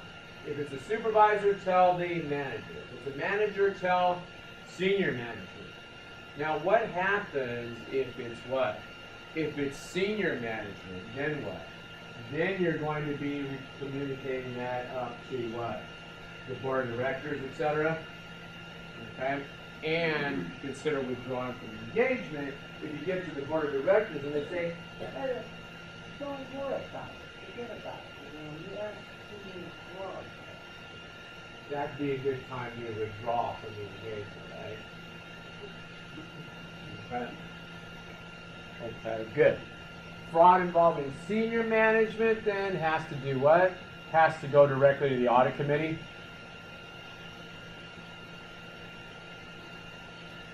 What is this? A salt shaker? Oh, it's a pencil. I was trying to figure out what the hell do they have somebody carrying a salt shaker? I see. Okay. Now, disclosure of fraud to parties other than the client. There are times with fraud when we will go outside the entity and report it. Most of the reporting that we do is going to be internal. Okay? There are times that you need to go external to comply with legal requirements. Remember, we had the inquiries that the predecessor has to ask the successor, and the successor is the person that takes over the audit in that second year, and the predecessor is the one who did the audit in the first year. Okay, you are required to communicate those items to the successor when that inquiry comes up if you've had it. Remember, where the predecessor is asking those questions, because they have to ask questions that might bear on management's integrity. Okay, in response to a subpoena, do we have client attorney privilege as auditors? Well, if you're an attorney, you do. But if you're a CPA, the CPAs have client CPA privilege. No, if there's some sort of issue, you are going to court with your work papers. If you're subpoenaed, you will bring them. What happens, that's why you see, what's that guy's name, Moskowitz? He's a tax attorney, and he talks about, don't go to the CPA. The CPA could be required to testify against you, etc., right? Okay, and so what happens? When you go to an attorney, the attorney does have to find a privilege, right? This is not, by the way, law school, I'm just telling you, that they would have to find an attorney privilege, not CPA.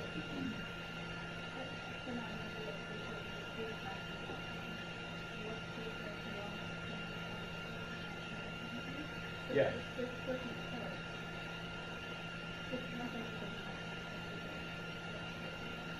No, the work papers are property of the auditor.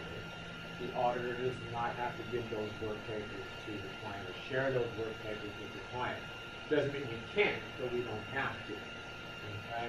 Now, that doesn't mean that if our work papers are the client's records, that we can say, ha ha ha, you gave them to us, now they're ours. Okay, we can make copies and include those items in our work papers, etc. We have to give the client their records back. Okay? But the work papers are the product, are the property, I should say, of the auditor. You don't have to share those with the client.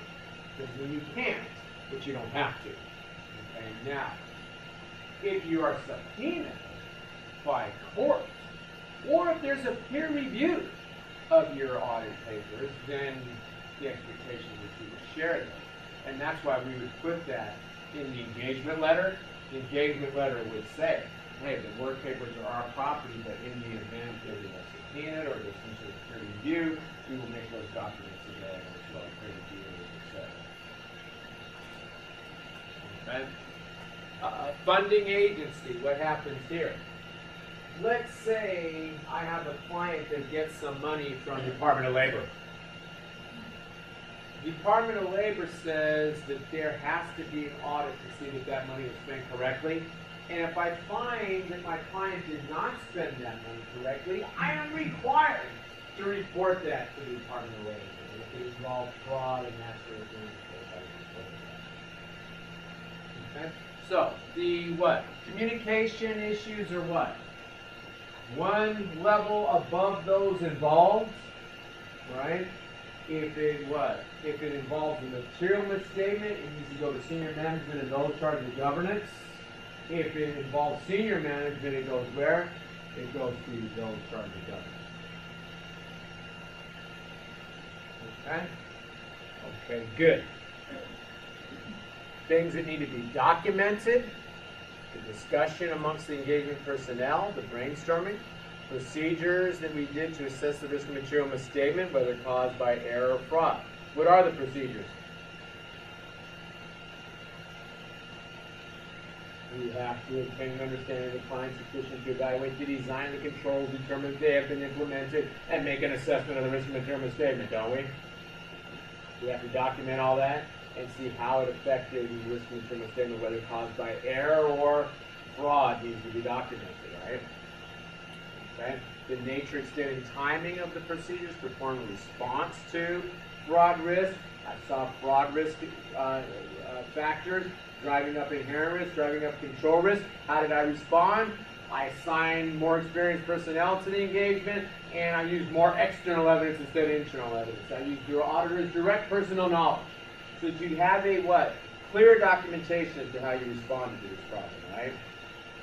Okay? And then communications, I reported to senior management, I reported to those outside because it involved the funding agency, whatever. You know, the documentation requirements around a particular area are often a nice summarization of the high key points. Notice this covered all the key points that we made as we went through, because you have to document that you touch the bases, haven't you? So sometimes if you're trying to pull together, what am I supposed to know about fraud or something? If you look at a documentation requirement, that helps you kind of pull together some of the key steps. Okay? When is a duty to disclose fraud to parties other than the entity, senior management, or audit committee most likely to exist? Got to communicate it to that successor auditor, don't you? You have to report fraud to successor auditor? Why do they want us to report the fraud to successor auditor? What's the number one reason not to accept a client? Management lacks integrity, well, independence, but we said that was so easy that a lot of the questions often focus around management integrity, right? So you've got to disclose that so the so that the successor, can make an informed decision about whether or not to accept that client that obviously lacks integrity if you've had fraud associated with it, right? Okay, which of the following is correct concerning required auditor communication about fraud? Fraud that involves senior management should be reported directly to the audit committee.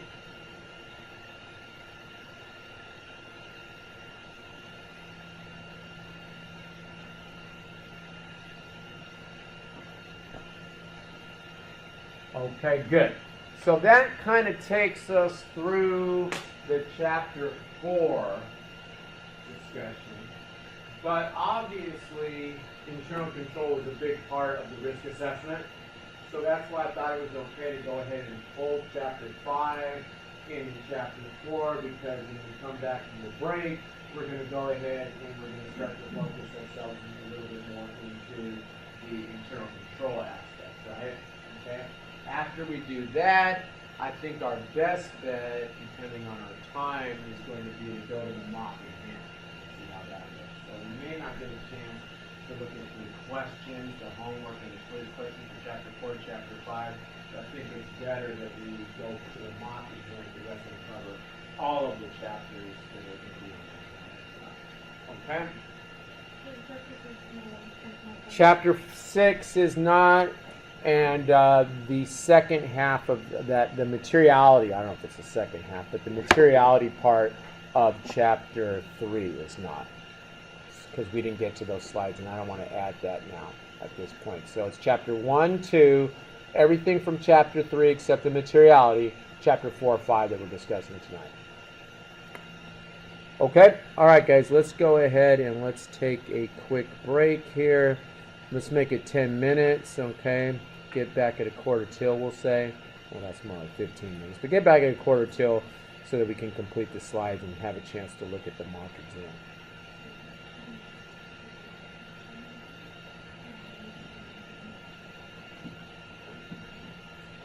Yeah. And I didn't record any of that. Beautiful.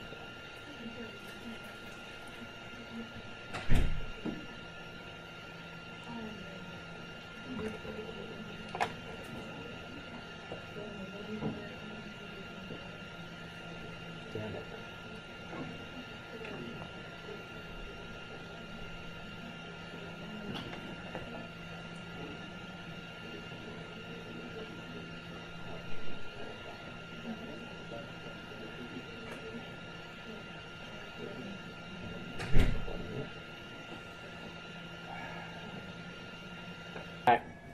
And let me repeat some things I said at the beginning of class about the midterm, although I'm repeating, and there's some people that weren't here at the beginning of class aren't here now, so I'm not sure how much good that's doing us. But the midterm will be 20 multiple choice questions and 1 objective type question, which would be like matching, that kind of thing, okay?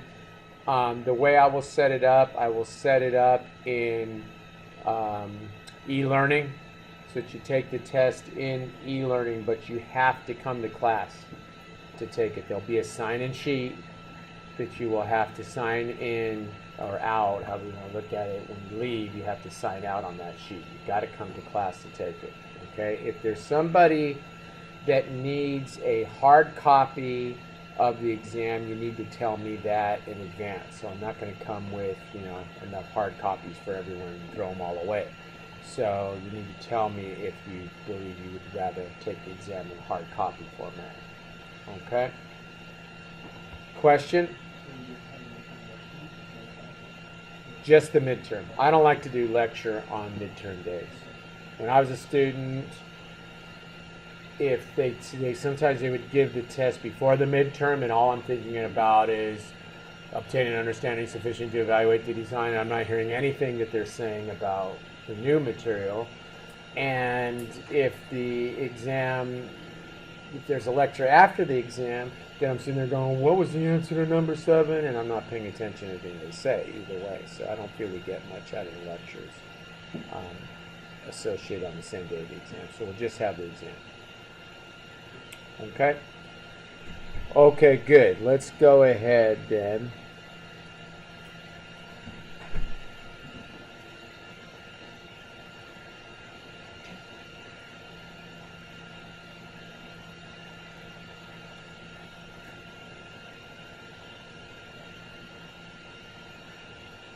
And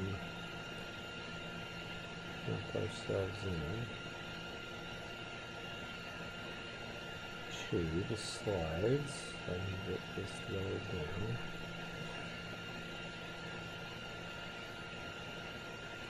Right. Okay, and so we're just going to go ahead and take a look at it like this. And let's look at internal control. Okay? And internal control is there to help prevent or detect a material misstatement in the financial statements, right? Now, when we look at internal controls, they can bounce up against various objectives of the organization. Okay, so you have operational objectives, you have compliance with laws and regulations objectives, right? Company wants to be profitable, wants to be the #1 leading company, blah, blah. Operational objectives. We don't want to violate laws, right? So compliance objectives. Okay? The one that we're going to focus on mostly here, though, is reliability and financial reporting objectives. Those internal controls, auditors are most concerned with, right? Okay? Now, the responsibility for the internal control rests with management. It is management that is responsible for implementing, designing controls that will meet those objectives that we saw in the previous slide. It is the auditor's responsibility to do what? Obtain an understanding of control sufficient to make an assessment of the control risk, leading to my assessment of risk and material statement, and then doing what? Designing the extent, timing, and weight technology around that, right? Okay, so management's responsible for the internal control. Now, we're going to look at a way of evaluating internal control, and this system for evaluating internal control, looking at how internal control should be structured, comes from the Committee of Sponsoring Organizations of the Treadway Commission. And this COSO group is the group that really is sort of the gold standard as it relates to internal control. Yes, there are others up here, but almost every entity uses the COSO model. Auditors use the COSO model. That's what we're studying. Okay? So when we look at the internal control, notice we have what? We have our objectives going across the top, and then we have elements of the control, which include the control environment, risk assessment. Now be careful. Risk assessment gets confusing because the auditor's making a risk assessment, aren't we? We're not talking about the auditor's risk assessment here. We're talking about management's risk assessment. Okay? How good is management at looking at different risks that will affect these objectives, and we're particularly interested in the objective of what? Reliability, financial reporting, as auditors. Okay? Control activities, and I think on my little sales matrix, I call them control procedures or control techniques. These are all synonymous terms. They're the little things that we do, or maybe the big things that management is supposed to do to ensure that the objectives are achieved, right? Okay? When we are doing our testing, we are usually testing the control procedures, right? Okay? Then what will we do? We will have to communicate to the staff what their responsibilities are. When I say we, I mean the auditors, now I mean management, communicate to their staff what their responsibilities are as it relates to internal control. And then we have monitoring. Monitoring is really the internal audit function. The internal audit function looks to see if the controls are achieving their objectives. They feed that back to the board of directors, etc., which is key to our control environment. Look at what some of the regus are: assess risk, communicate out using the risk, is how we're responding to them, put control activities there, and so on, right? So this thing could be a circle, couldn't it? Okay? Okay, good. And that's kind of how they show it here. Risk assessment. Risk assessment leads to control procedures. Information, communication kind of goes on throughout the process, though, doesn't it? And then we have monitoring that then feeds back into that control environment. Another way I have seen this articulated is to take the control environment at the top and then have it, what? Touch every aspect of this, because the control environment is the pervasive one that sits at the top and touches all the other parts. Okay? Okay, so when you look, we take a look at the COSO, and we have the 5 components, and then under those components are principles that help us to achieve the objectives of the entity. You can see that there's an overall, we added that up. I hope that adds up to 17 principles that fall under the different components that we saw. So there's 5 components, 17 principles. Let's talk about control environment. It is the tone at the top. It is pervasive. It touches all the other parts of the internal control, right? Okay, so tone at the top. It touches all the other parts of the internal control.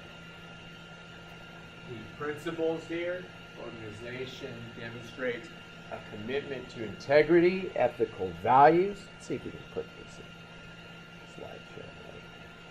Let's see if the thing will cooperate. Okay, it involves the board of directors demonstrating that they are caring about the control environment. They're independent of management. Okay, there's the proper oversight, etc. Tone at the top, right? But it's really board of directors is key to the control environment. So we have our audit committee, typically 3 to 6 members. Okay, they hire and fire the auditors. They're to be financially literate. Okay, we want people that actually understand what's going on with the auditors. Okay, again, they hire, fire the auditors, resolve disagreements, oversight of the internal audit function. Really, the internal audit function should report, remember we said directly to the board of directors. We want our internal audit staff to be objective, and part of how we would determine their objective is they're reporting directly to the board of directors. If there's non-audit services, those need to be approved. We don't want management end running to other accounts. So if there's another accountant involved, whatnot, that goes to the audit committee. Okay, risk assessment. This is management identifying the risk that will affect the entity's ability to achieve the objectives, and our main objective is reliability and financial reporting. Okay? Yes, the auditor assesses risk in the financial statement. That's not the risk assessment that we're talking about in the post Okay? So some of the principles: an organization identifies risk to the achievement of its objectives across the entity.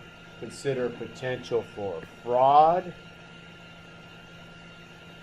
Assess changes that can significantly impact the system of internal control, etc. Got to identify these risks.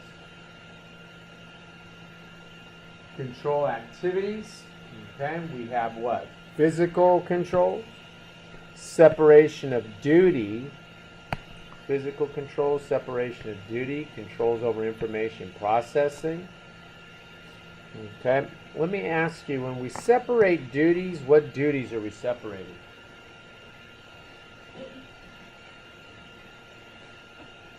What duties are we separating?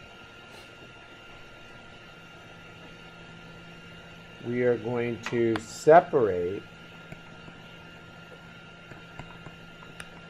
authorization record keeping. It says authorization, record keeping, and custody of the asset. Okay? Now, what's going to happen is we start talking about different accounts. We're going to see, for example, for the inventory account, we're going to have someone that is responsible for ordering inventory.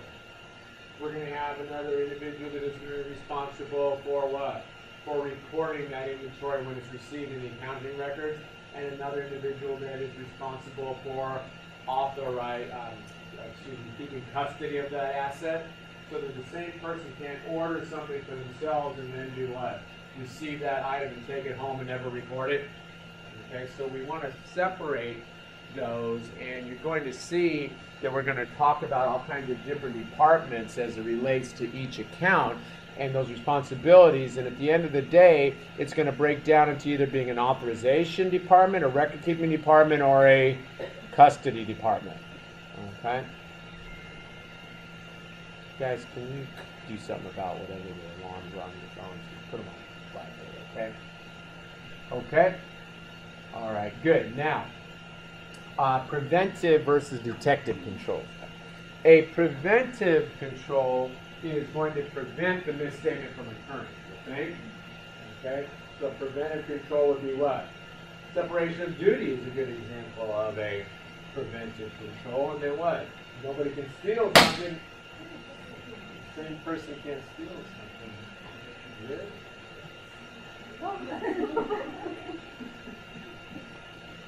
I didn't realize I talked that loud. I think it's coming back. Let's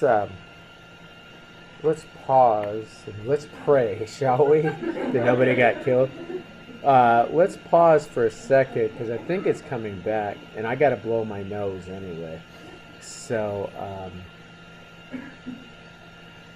Stefan, if you're listening, you're wondering what happened. The projector just cut out on us. Okay. I don't know if you heard that pop. Just a little. That was not my leg breaking or anything like that, but Okay, good. I'm going to pause the recording and I'm going to go blow my nose anyway. And Okay. but we'll hopefully be able to come back. You're actually in better shape than everyone else because you don't need the projector to see. Yeah, I can just see your screen. Okay, but hang on, I'm gonna pause, okay? Okay, sounds good. Oh yes, I'm back. Okay. All right, we're gonna go ahead. We're gonna just use the projector that's in class, the screen that's in class. Okay. Okay. All right. So we've got what? We've got our control activities. We've got our separation of duty, authorization, record keeping, custody. Right? The 33 things are separated. Okay. Now you come over.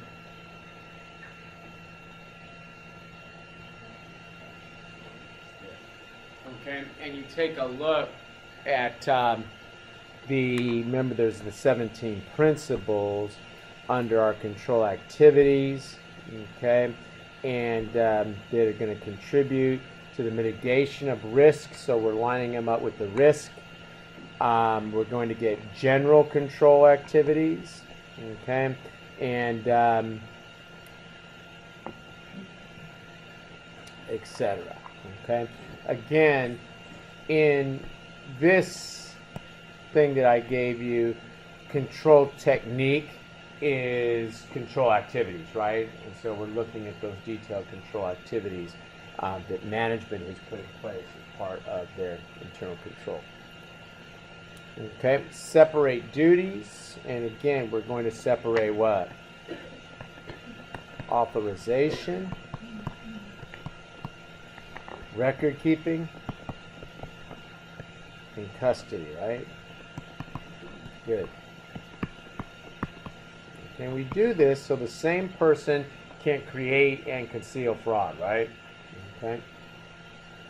Okay, good. Information communication, obviously we're concerned about our information systems, but information communication means that we're communicating to the staff what their responsibilities are in internal control. Okay, and then we have what? And then we have monitoring, and again, this is the internal audit staff. I mean, this is essentially what they're doing.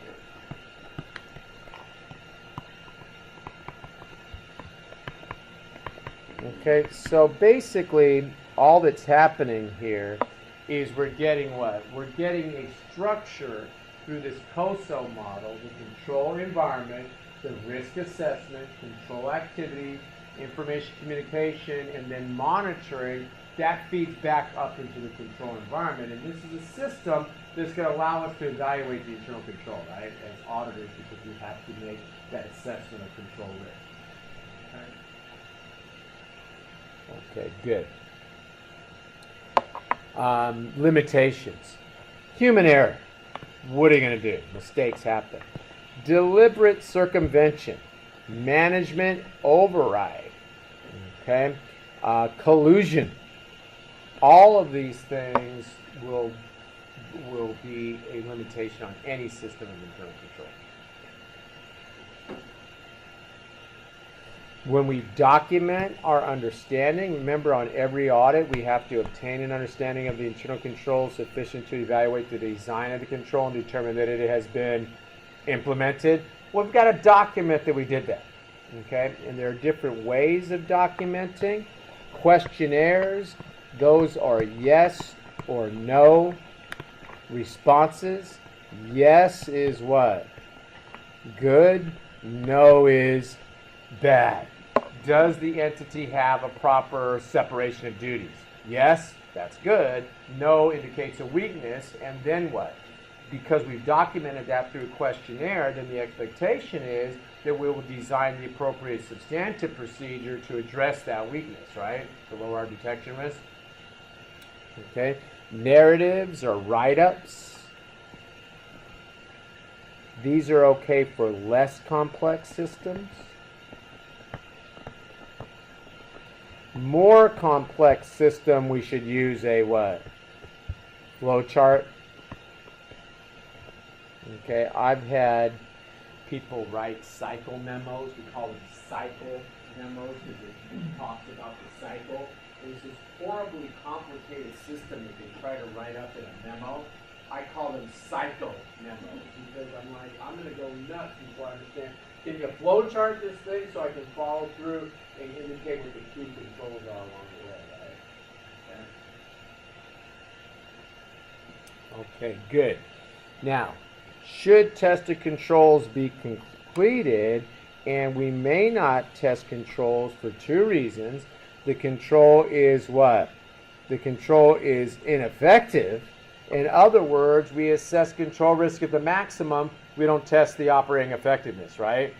The control is ineffective. Or it is inefficient.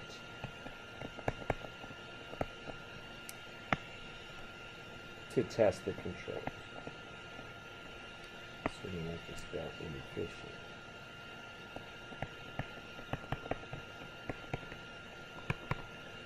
So if the controls are ineffective, we don't have to test them. If it is inefficient to test the controls, we don't have to test them. Okay, now, this is really something that is reserved for non-public companies.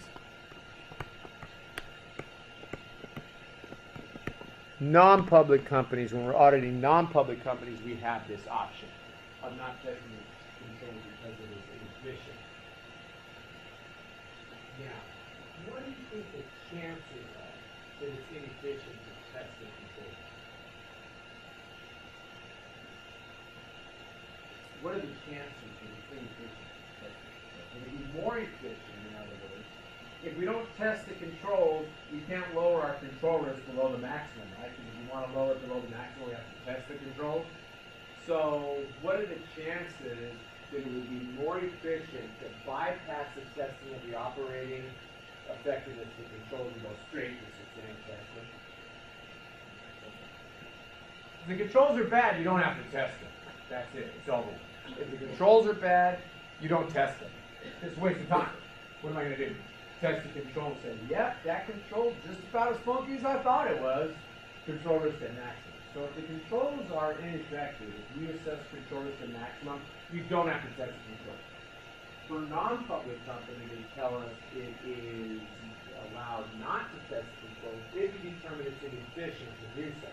In other words, don't test the internal controls, go straight to substandard testing.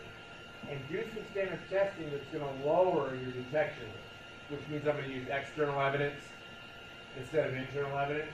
So how likely is it that it's going to be more efficient to go straight to substandard testing?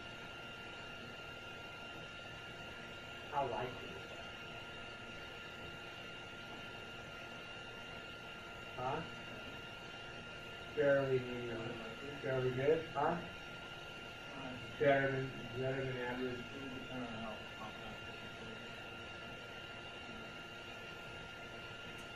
I'm thinking it's not very likely.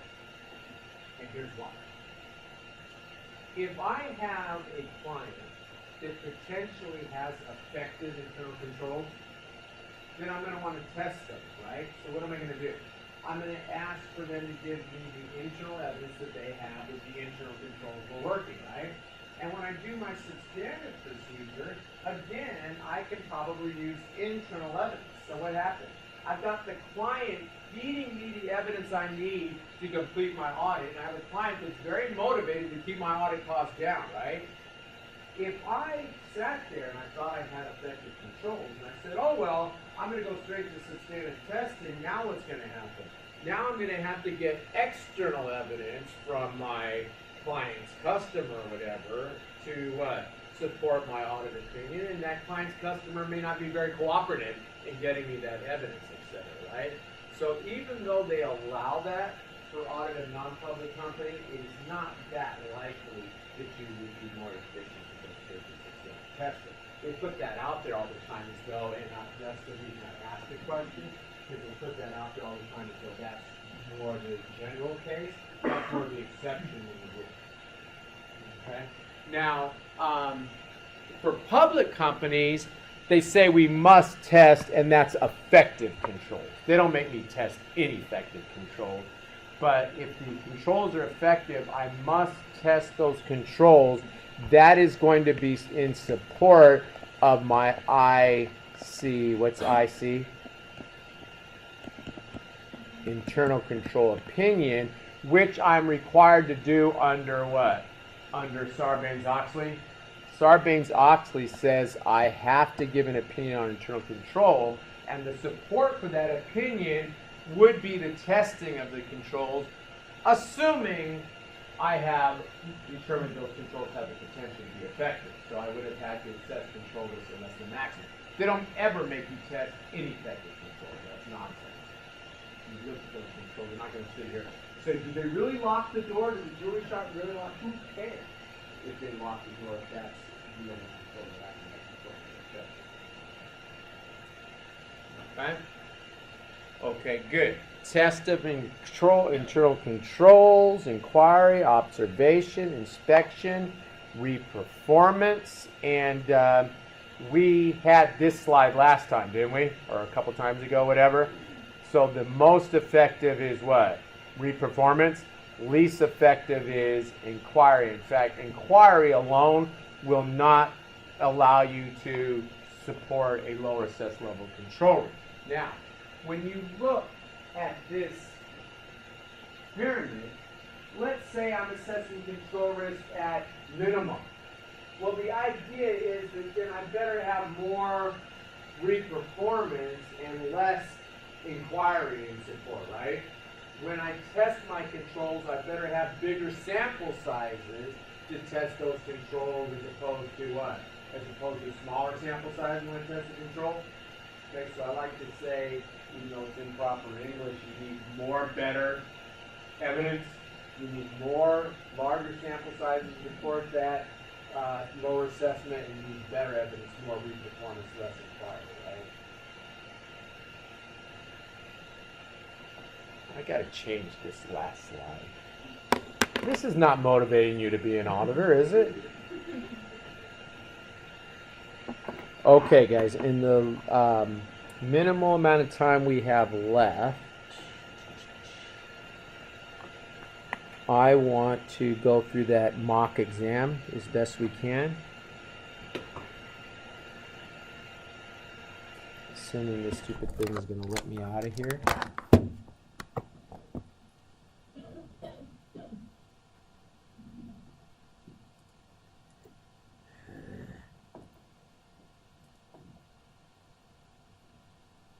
Come on, guys.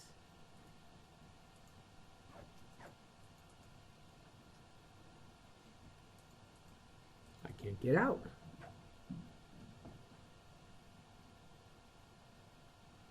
Well, maybe I can do it this way. No, sharing. I have no idea what's going on now. Oh, here it is. Discard. Okay. And I want to go here. Stephen, can you see that? The end of chapter slide? No, the mock midterm. No, not yet. No. Hang on. It's okay. I can follow. Oh, okay. Let me I'll see. follow on. Let me have 1 second, see if I can figure this out. Okay.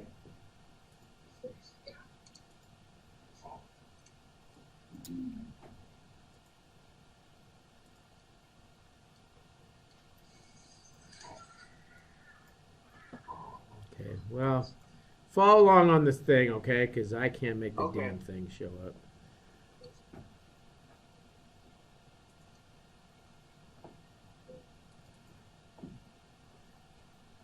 Let me see, let me do it this way. Meeting controls, new share. How about now? Oh yeah, I can see it now. Okay, he's probably just saying that. Thank you. No, I Just go on, move on, dude. Okay, if you can't see it, just put it up on your screen. no, I Okay. can see it. You're signing in right now. Okay.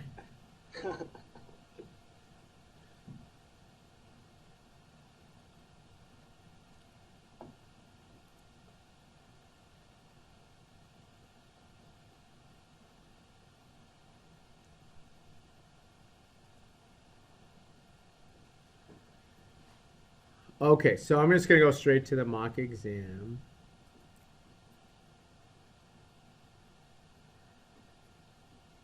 Nine students in progress. Who are they?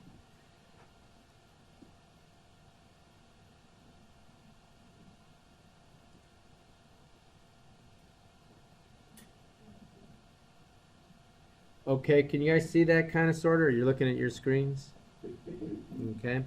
All right, so this is an example. No? Can you see it on your screen?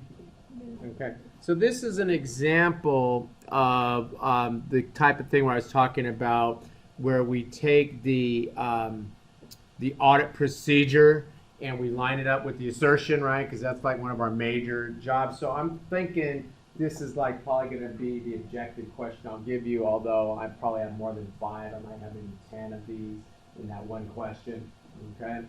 And so let's just take a look. The auditor walked through the warehouse looking for obsolete inventory. That's valuation, isn't it? Bunch of flip phones should be worth 0, shouldn't they? They may be looking for damaged items. Okay, auditor compared invoices received from suppliers with the cost of inventory listed. That's going to be accuracy. Okay. Number 3, the auditor reviewed purchase orders to determine if any items were on consignment. Rights and obligations, right? Okay, if I have some items on consignment, I don't have the rights to those. The auditor reviewed vendors' invoices to determine if freight costs, taxes, tariffs, or other costs had been included. Again, that's going to be valuation, right? Any cost you pay to get an inventory item to your business so you can sell as part of the cost of that inventory, right? And then finally, the auditor selected items from the inventory and reviewed inventory records, that to ensure that the items were included. That's completeness, right?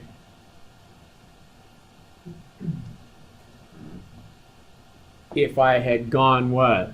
The other way, selected items from my ledger and then went and looked for the supporting documentation, that'd be existence. I mean, we didn't use existence here.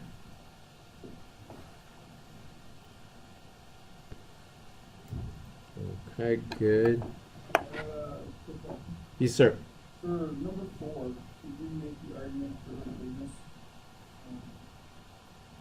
Instead of finding I mean, the way I would look at these is to say that you know the when we look at inventory, we can think of it sort of 5 different things. One is what is the actual items to include in inventory. 2 is, are we using the correct technique for the inventory, the free on board shipping point versus free on board destination? Would be those items include the valuation of the inventory, LIFO, FIFO, whatever.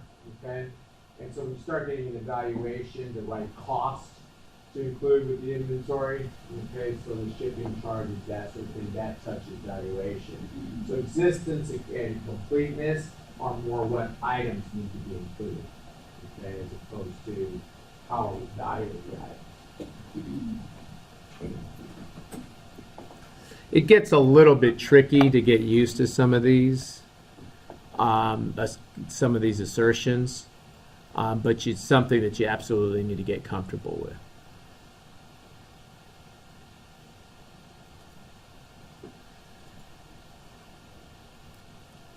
Okay, let's go ahead. Let's practice with this a little bit more. Okay, confirming inventory held on consignment by the client with an independent party. Again, consignment typically deals with rights and obligations. Okay, consulting the Wall Street Journal for year-end prices, valuation. What is this? Is this this is Wall Street for pricing of securities? I see. So this isn't dealing with one account, right? Now we're dealing with investments. Okay. Now, if we sent a confirmation to the broker saying, does my client hold this many shares in XYZ company, that would be existence, wouldn't it? So the number of shares is the existence, but the price is checking against the Wall Street Journal. You can use that similar analogy for the inventory. Okay. Physical examine all major property and equipment additions. I see something recorded on the books.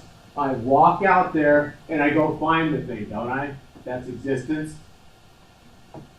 We talked about it almost on the first day. Review the age trial balance for significant past due accounts. That's valuation. If I have a bunch of accounts that are 90 days past due, I need to put more on the allowance to bring down the valuation of account receivable, right? Debit the bad debt expense, credit the allowance. We're going to turn into pumpkins here in a minute, right?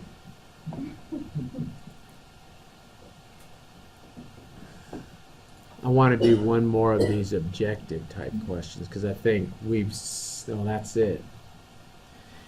The Accounting, Auditing, Investigative Agency of Congress is the Government Accountability Office. I won't ask you that, but since I worked there for 26 years, I figured I'd throw that question in. Okay.